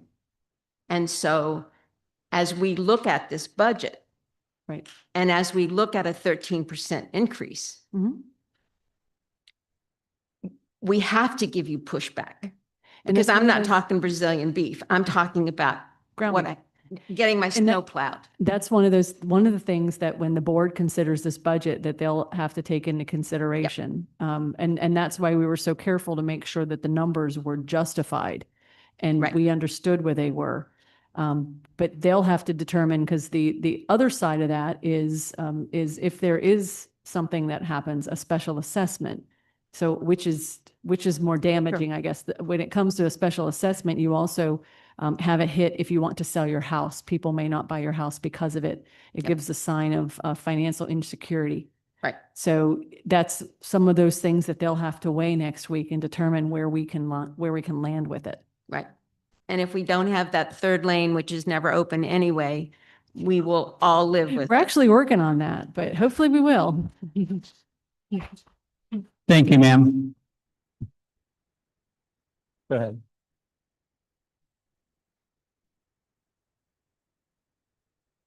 Hello, my name's Christine Greenall. I'm Section 10, Lot 3 on Liberty. Just a few questions. First of all, I'm wondering, with the detailed budget, is there anywhere we can link the line items to the categories? I think we can upload the full budget. It's on the website. Because it doesn't already be there. Not an obvious correlation. Yeah. So you're right. Yes. That's a software issue. That's the way that it's set up. That's not something, believe me, if we could control it, we would. Yeah. So these line items are a consolidation of every department's line item. That's in total. And on the website is a departmental detail, I believe, of that. And so you can see department So by there's department. more breakdown. The on best the website. consolidation is when you go to the summary. We just did a snapshot of the first few columns because it's really legal sized. If you look at that summary and then you can look across all of the departments, that's the best that I've found. But the actual spreadsheet that we work off of that makes all of this happen is at 100 pages on a good day. That's like the minimum we can get it into. So it's not the best system. Okay. My other question is, it was mentioned that, let's see, I think it was in the restaurants that a policy change on discounts for employees resulted in a reduction of about $20,000. That's the plan, correct. Yeah. So we've had a discount for employees for a while and it's changed last month. Okay. I don't know the actual percentage. It's depending upon full-time, part-time, what kind of position you're in. So it's limited to specific people. Okay. So we're changing that to the people who work at those facilities and then work for an 8-hour shift as opposed to just thanks for showing up for work. So Uh-huh. we're working Okay. on that. Okay. The employee handbook will be one of those changes that comes to the board in the next couple months for consideration. And then whatever they decide is what we enact. Okay. And we're implementing it in this fiscal year and it will just carry over to the next year budget.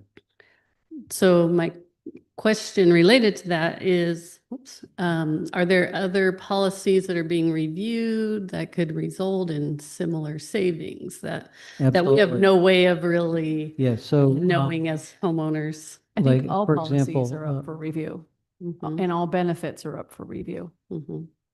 And, Yeah. and that was discussed at length at many meetings that we need to figure out, but in terms of like the fiscal year and the benefit year, we're caught in the middle. So it's Mhm. like, you can make changes for the future, but we can't make them today. Right, and we're also looking at income. As Bernie had said, our investment value and our interest on income. We're looking to a different person to help us with that and hopefully get a better return on our interest income. We're also looking at leases and contracts daily to see if we can find better, if we can get out of the contracts we don't like one way or another, or set the term to move out as soon as possible. So we're looking at those as well. In December, it'll affect in February, we've already changed, we're going to be changing our gas supplier. So we get a 20% discount on our cost, 20 to 25%. Copier? Yes, and we also affected a new copier lease and administration, which saves us about 38,000 a year, and over 4 years, 152,000 based on credits we received for October, November, December, and January of 17,000. So we're affecting that this year. So they will carry over into next year. Okay. Two more questions. I agree with some comments made about the county taxes, real estate taxes, where we really are kind of double paying because we're paying for road maintenance, stormwater management, all of these general things. And then we're paying HOA fees that do the actual work, and the county does not do that work within the association. So I'm just wondering how much, this is maybe more of a long-term thing of talks with the county on somehow reflecting that in our property taxes rates. I think that's an excellent question to bring up to the board, to the county supervisors. I Mhm. don't know that the power is in the individual voters. I have a hand raised somewhere. Yes. So I think that that's where that discussion would be held. Again, the power is with the voters when Yeah. it comes to that. But certainly the leadership in Lake of the Woods would be a Yeah. big boost to that But power. Yeah. Usually they listen to the voters before they listen to the board. It's just the way it works. The other side of that is you just reminded me, I had a comment made in email the other day.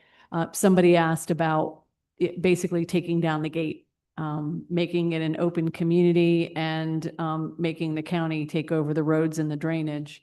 And I actually managed a community that did that. And the cost for them to bring the roads and the drainage and the add curb and gutter and stormwater systems was millions of dollars. That ended up being cheaper to keep the gate. So in Mhm. case anybody's wondering that, the answer to that Yeah. question. Okay. We do have safety and security, though, reviewing the security contract, what services are provided to see if there's an option for cost savings there. Okay. And last question.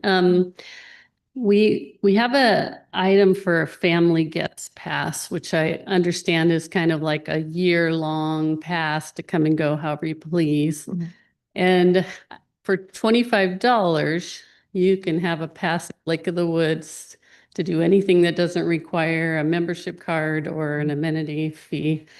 And I think, okay, well, for my household of two, me and my husband, paying 23 or 2,600 a year, we're paying about $1,300 each to have that privilege, Mhm. you know, plus they don't get quite as many privileges, but quite a lot of them. Mhm. And someone else can get that as a visitor for $25. So to me, that seems Good point. out of sorts. Yeah. And when I look at the budget item for family guest passes, it says $30,000, which indicates there's 1,200 people Mhm. with those guest passes that are getting access to all of Lake of the Woods for $25. Excellent point. That just does not seem equitable to me. Duly noted. I think that's So- a great opportunity to explore. Thank Okay. you. Thank you. That's all. Thank you.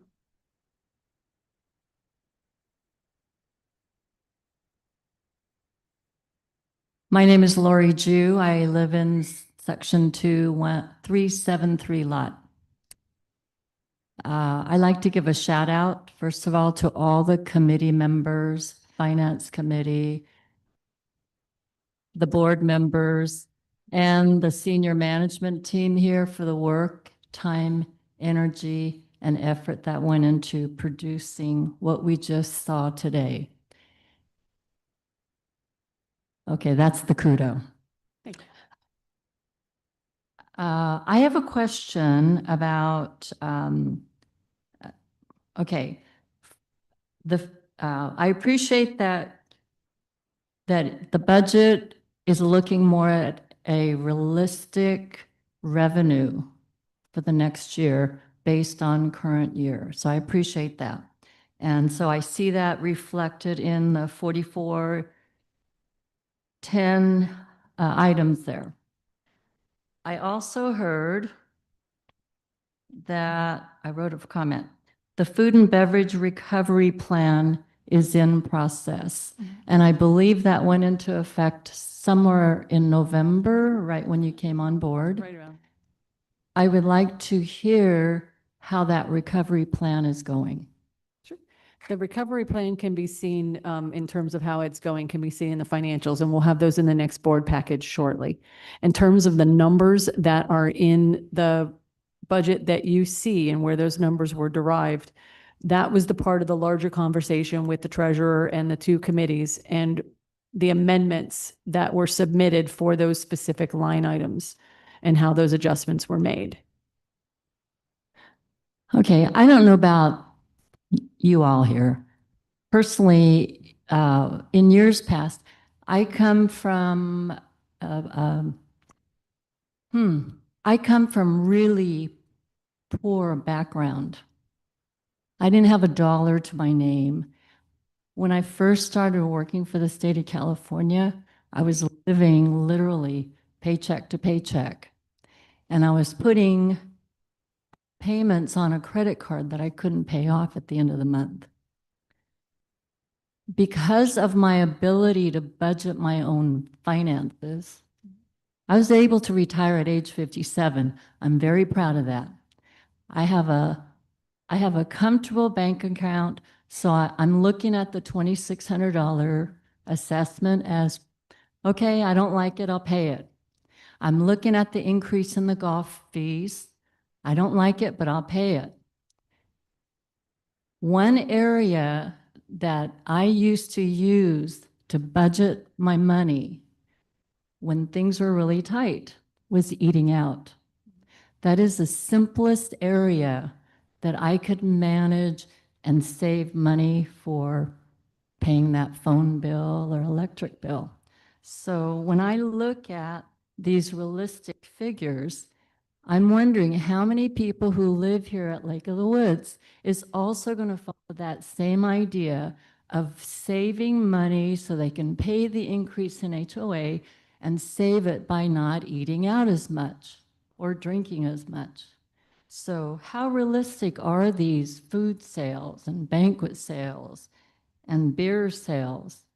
I think they're about as realistic as a subjective item can possibly be. Again, they were considered line by line items.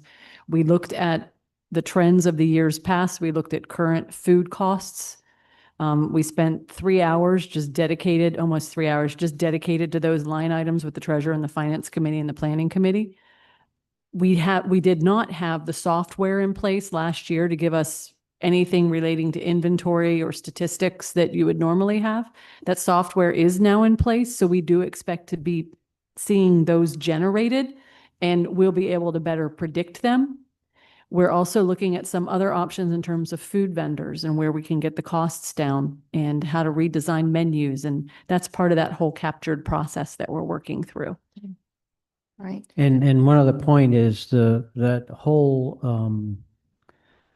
rolling plan for F&B has been working since August of last year with significant changes to menu items, to prices, to new features, to Oak Room opening up, to, Fish Fridays. Those are all changes now to get to any reduced deficits in the F&B side. And become more attractive to what you would get right outside of the gate. I don't know if everybody's been in the McDonald's. I would far rather eat at Fairways, but the goal is for us to find a way to be not only convenient, which obviously there's no way around that, but to also be attractive, the place where you can go to meet your friends, to do your regular Sunday brunch, to do those kinds of things. That's why they're starting to change those nuances in the first fish fry and all those kinds of things. So there's some really great ideas that they're percolating and that the committee is working on. So they just roll out as they line them up and knock them down, so to speak, see what works and see what doesn't work. But I think that accompanied with statistics will at least give us the information that we need to make any decisions that we need to make. We didn't have that right now. The only other comment that I like to just express is my impression about the draft budget it appears to me that everything will operate as it has been operating. And I'm disappointed that there wasn't a hard look at establishing some kind of cutback in operating costs, even a 1% cutback. Right. That you're looking at, that's $100,000 or more, 1%. Could we have done that? So we're not saying that we're not going to do that. We're just saying that we have to line things up so that we can roll them out, and to not budget accordingly could hurt you negatively instead. So I think next year is when we'll start to see the big changes percolating. My name is Bob Fritz. I live in Section 8, Lot 184, the Constitution. Thanks for doing all this tonight. And as the last questioner, I guess, maybe I'm not, it's going to be short. I hope they can answer it tonight. It concerns the small marina. I have a slip in the small marina. It's booked out. It's got a waiting list. It doesn't change year to year. It stays just like it is. It's a hunk of wood. I noticed that the assessment on the slip rental this year went up significantly, 37%, from $1,100 to $1,500. Last year, it went from 1,000 to 1,100. I questioned, it was a different process. I questioned what that was all about. And the answer was, well, we hadn't raised it in some time. I know that's not what you have now. No, that's not the answer. So when we were at the budget summit, we went through those fees specifically, and it was a recommendation from the committees and the people at that budget summit to raise those fees. It went on a zero-based budgeting process. What went into Well, what went into it was the prior budget that we don't have. Yeah. The budget that you see now that we showed is the one that incorporates all of the amendments and the feedback post staff. Okay. Well, it didn't really answer it, but. Well, I'm happy to look into it further. Yeah, I think it's always a good question, but. And the other question was the damage that was done to the bulkhead in the storm. I'm sorry, I missed the first. Damage to the bulkhead that was just repaired. I think it was $68,000 to do that. I think it was caused by the dredging barge not had the lines loosened. I went and loosened my lines so that wouldn't happen. If I had left them tied up, it would have damaged the dock and somebody else would have paid for it, I guess. But I hope that the marina slip owners or renters this isn't part of the, recovering part of the cost of that damage. I just want to make sure that didn't happen. No. Okay, all right, thank you. So, if I may, we have 3 on Zoom who have been waiting patiently. We're going to try again to get the audio to cooperate with us. I'm going to start with Gail. Ask her to unmute.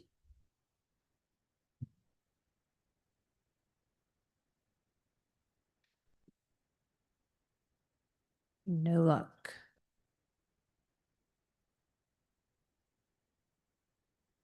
I'm going to try Darcy Jennings.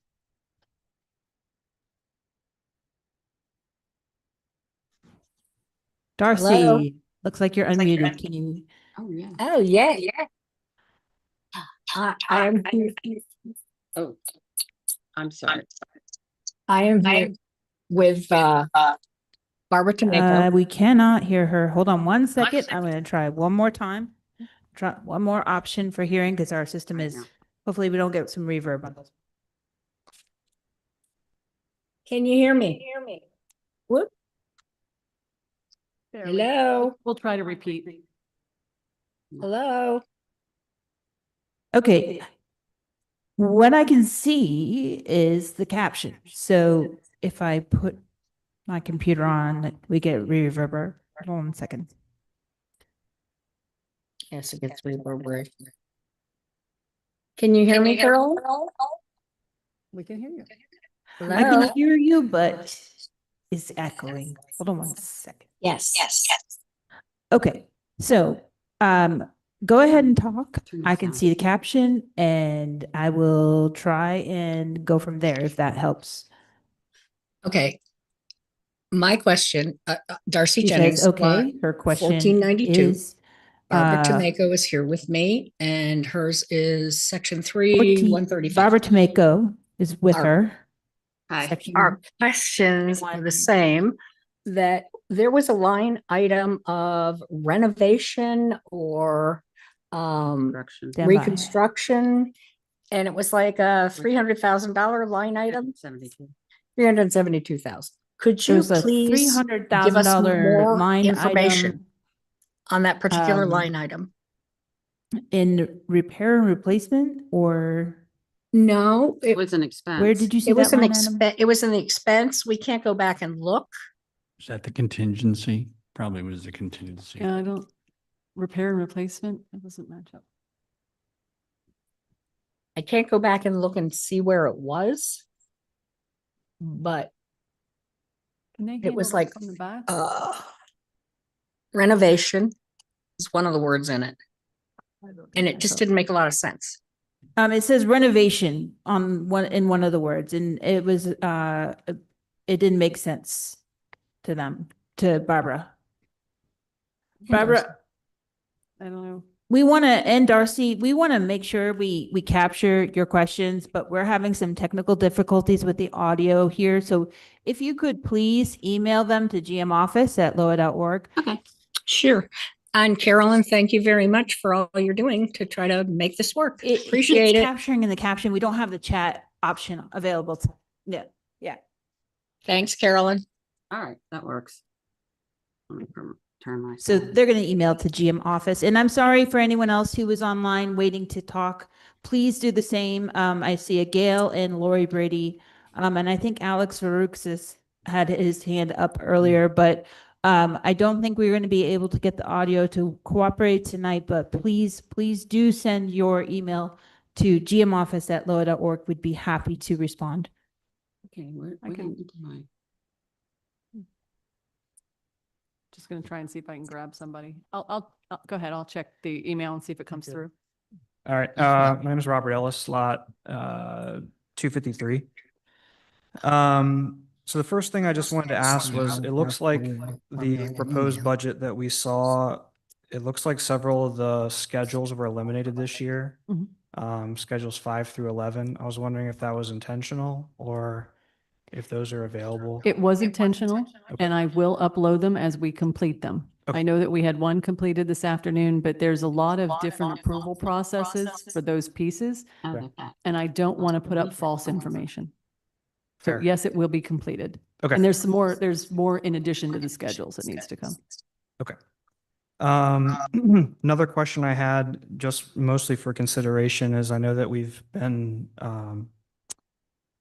touting an increase in fitness center memberships, which is great, and some increased revenue there, but it seems like every time we get a chance to celebrate increased revenue, we increase our costs beyond the revenue that we've gained in that area. So it looks like this budget, while we show an increased revenue of 10,000 in the fitness center, we then add $16,000 increased expenses. So we're just continuing to go backwards. So if we're looking at specific line items, that would just be one area that I would recommend that we revisit over the next week, which isn't much time, which is another thing I won't get into. But and then with the $310,000 operating contingency, I'm 100% in support of building in an operating contingency. But in a year where we have a double-digit % increase in our assessment, seeing a $310,000 operating contingency, I know from people I've spoken to directly, that kind of rubs people the wrong way. And while I totally support that, maybe that's an area that we could look at having an operating contingency, but not $310,000 while we're all increasing 13%. Okay, thank you. So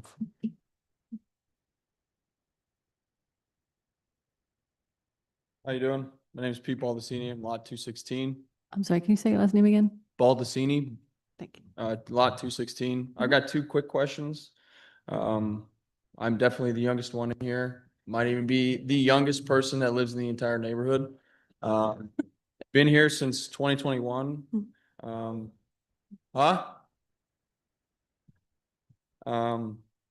Just a quick look at this. It says we've got 13 million total expenses, right? And then we have 4.9 million in expected revenue, and we're operating at an 8 million deficit, right? No. Okay, It's the way that do you want me to just take, the slide? go ahead. Yeah. That's cool with me. It's the front one. Thanks. Let me show you how to read it. It's just the way that this software sets up the system. So this is what ends up being distributed for the assessment amount. So we calculate these, but we follow those and we follow these, and it all works together. So this comes here. I know. So this is all the expenses, but it's not. This is what you have the ancillary revenue, but then you have to add the assessment revenue at the bottom. And that's where you get your 15 total. You follow these guys. If you want to, do you want me to put my number? Okay. Okay. Just make sure it has the letters on it.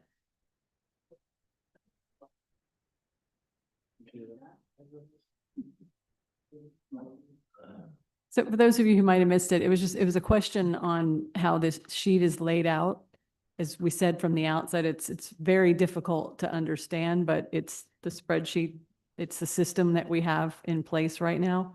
It just makes it really difficult to follow how the assessments are calculated. I think it tried to make it easier, but I think it makes it more confusing. Good evening, Danielle Turcola, Birdie Road. So I'm thinking about how many people come into our community to visit, but also to big events.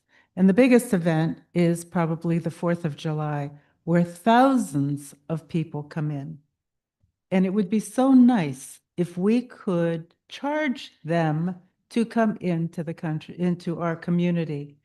And for every big event where it brings thousands of people into the Lake of the Woods, it would be so nice if they would pay a fee for their car only coming in, or if they have 5 people. So I think that we could generate some income by charging some people who come in. How many of you would like to charge those people? Let's see those hands. Raise them high so that they can see them up in the front. That's right. That's right. Because some people come year after year after year, and they bring carloads of people with them.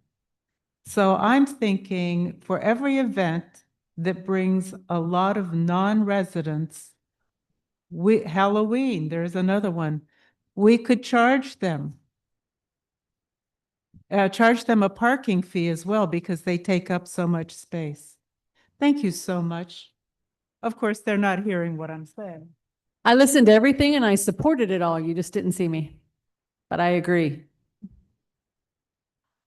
Good evening, everybody. My name is Nancy Racinos. I live in Lakeview Parkway, and I just want to ask, first of all, I've been living in the lake for almost 10 years, and this is the first meeting I attend because of the time.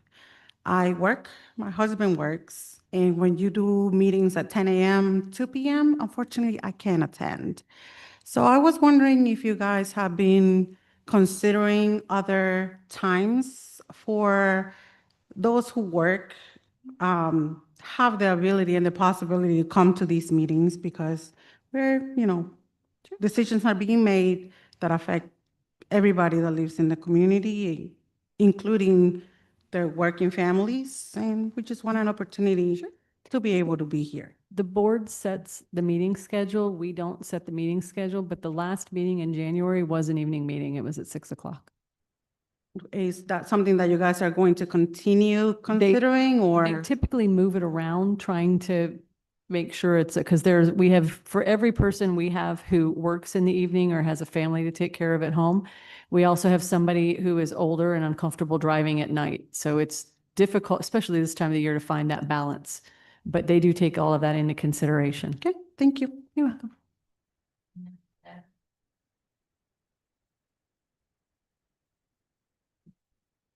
Hello. A repeat offender. Well, I had a question about one of your responses. Okay. So, but I did figure out my lot number. It's 142. Shout out to my husband. Hang on. Hang on. Two things. In Can you your right? presentation, you were mentioning how you guys value our ability to resell when it comes to time to sell our house. Amenities help with that.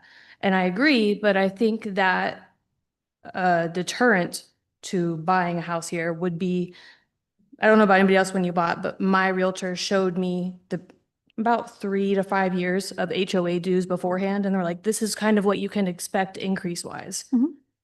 There's no way for my realtors to predict $800 in 4 years. Mhm. But I would consider that a deterrent if I'm looking at a house in this neighborhood now and my realtors are like, so about those HOA dues, I don't know where you would end up even within the next year because they're kind of all over the place and they've had large increases. So while the amenities do help our resellability, the constant and large increases, I don't think help. I think those are a huge deterrent to potential buyers. Okay. And then, oh, it was in my brain, but it went away. She's only 3 weeks old, so my brain's like not fully back yet. I give you credit for being here in a week and with clothes on. My question about a response that you made. You said that you're hoping to keep dues stable for the next couple of years. So I'm interpreting that as there won't be a decrease. If, like, say this year goes amazing and we're in the black magically somehow, some way. Mhm. We won't get a decrease to reflect that next year. Next year, we will do the same zero-based budgeting methodology. Mhm. And the assessments fall where the assessments fall when we put in the increase and the expenses and the income. Where the assessments are set and what the budget is set is not our decision. That's the board's decision. So I can't answer for them. Okay. Next week? Next Wednesday. At 6? Two. Look, this is my 4th. You want me to bring all of them to a Sure. 2 o'clock meeting? This Sounds like snack time. We love snacks. They are 6, 4, and 2, and this took 2.5 hours. Yeah. So I don't know how. And you're both here? Huh? And you're both here? The No, Canadian I'm hus- here. No, my husband's Oh, at home with the other 3. Oh, That okay. was just a neighbor that I met Oh, right now. He helped you with a lot. Yeah. I did, So that's at 2 next Wednesday? it is at 2:00 And next they can Wednesday. answer that question about if They- our dues can decrease if the assessment decreases. The board the board always has the way and the power to set the assessments and the budget. Okay. So it's not something we would control. Okay. Thank you. You're welcome. Congratulations. So we received an email with Darcy Jennings and Barbara Tomeko, who were trying to ask a question on the Zoom, and they said, would you please give an explanation of a particular expense line item mentioned, renovations and something else? I'm pretty sure, and with the amount they were referring to is the new construction and renovation fees. I don't even know if I can. Before everybody leaves, I want to thank everybody for coming. We were scheduled to go from 6 to 8. We can take a couple more questions and then we need to close it down. So Do you want us to take this question? I just want to answer Darcy and Barbara's question on the NCR fees. It is being reflected in the budget this year because it is due to usage of the NCR fees. We're using it on an operating budget standpoint. The level of fees are actual fees that we do collect. In the past, they were put in a reserve fund for contingencies and reserve. However, it is considered an operating fee this year, and it's in the budget. So I have an email also from Alex, who was on the computer a little while ago. Alex asks, please clarify whether contracted services, for example, landscaping and golf course maintenance, are structured as turnkey services with vendors providing all labor and equipment, or as hybrid arrangements where LOA supplies and equipment and contractors provide labor. Alex, it's a mixed bag. I think we would have to sit down and go through contract by contract, line by line, in order to give you the accurate answer. So if you want to give us a call, we can set that up. Happy to help. Let me just see if there's anybody else. So there's a comment that says, I think you should publish, who is this? Dave Agston, 100 Birch Court. They want us to publish the salaries. They're on the website under budget in one of the files. So I can give you a link tomorrow. I can't do it verbally though, off the top of my head. It's published. So he's asking why it can't be published. It is published. Yes. I'm sorry? It's the top 5, yes. Well, it's the top 5, it's the top 6, and then there's a bunch of other information that goes along with it. So yes, it fulfills the requirement. The only part that doesn't require, we need to update the part where it has the top 6, and then it has the rest of the aggregate salaries. That would be a budgeted expense, and we can't do that until we approve the budget. So that's a small piece that's missing, and you can look at last year's budget if you really want a number, but I can't do next year's number until I have an approved budget. And then,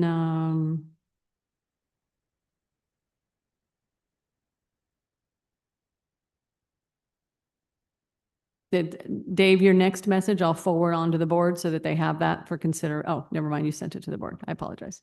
So they'll have that, and that's all I have.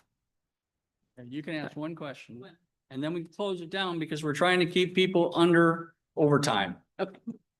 All right, I'll make this quick. Just one other question. Has it ever been considered that in the line item budget or the more detailed budget that each item is given a priority, like rating or category, like a 1, 2, 3, like 1 is if we had to make every cutback imaginable, the ones have to stay. 2 is like, we Interesting. generally like we need it, you know, it's not life or death, but we Like need it. And 3 is contracted like, or- oh, those little more, you know, discretionary items, just so that, Yeah, that wasn't done for this year, but it's a great idea for in the future, especially when it comes to the, like the NAIR requests and all of those other items. It's a great idea. because it's hard as homeowners to distinguish which Yeah. of these Grading items. scale for all the new projects through the planning committee. Okay. There was a grading scale that was looked at. Okay, yeah. So there is Mhm. something that I am doing currently, and that's looking at the procurement policy. Because come to find out, we didn't have great contract review or some ways that we procured kind of good around the some of the procedures. So I'm changing it where there's more review at my level of everything. Yeah. And it's a need versus want. Yeah, But I that think, is what I think it's most doing. of the homeowners relate. And from, like, that's happening now. It's not happening next So year.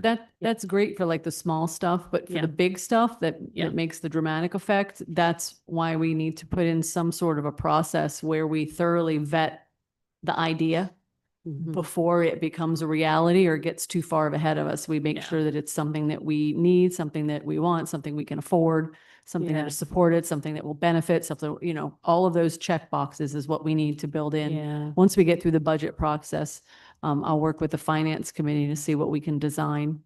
yeah. And, you know, incorporate the NARs in it as well. And I think that's what rubs a lot of homeowners the wrong way because they're like, okay, if we're Yeah. personally on a tight budget, we don't start a huge new, not really essential project. Right. Yeah. Thank you. Exactly. Okay, I have one question for somebody that maybe you can answer. It says if we have recommendations for review generation or expense reductions, who do we communicate these to? Can you read that again? There's a word, something didn't click.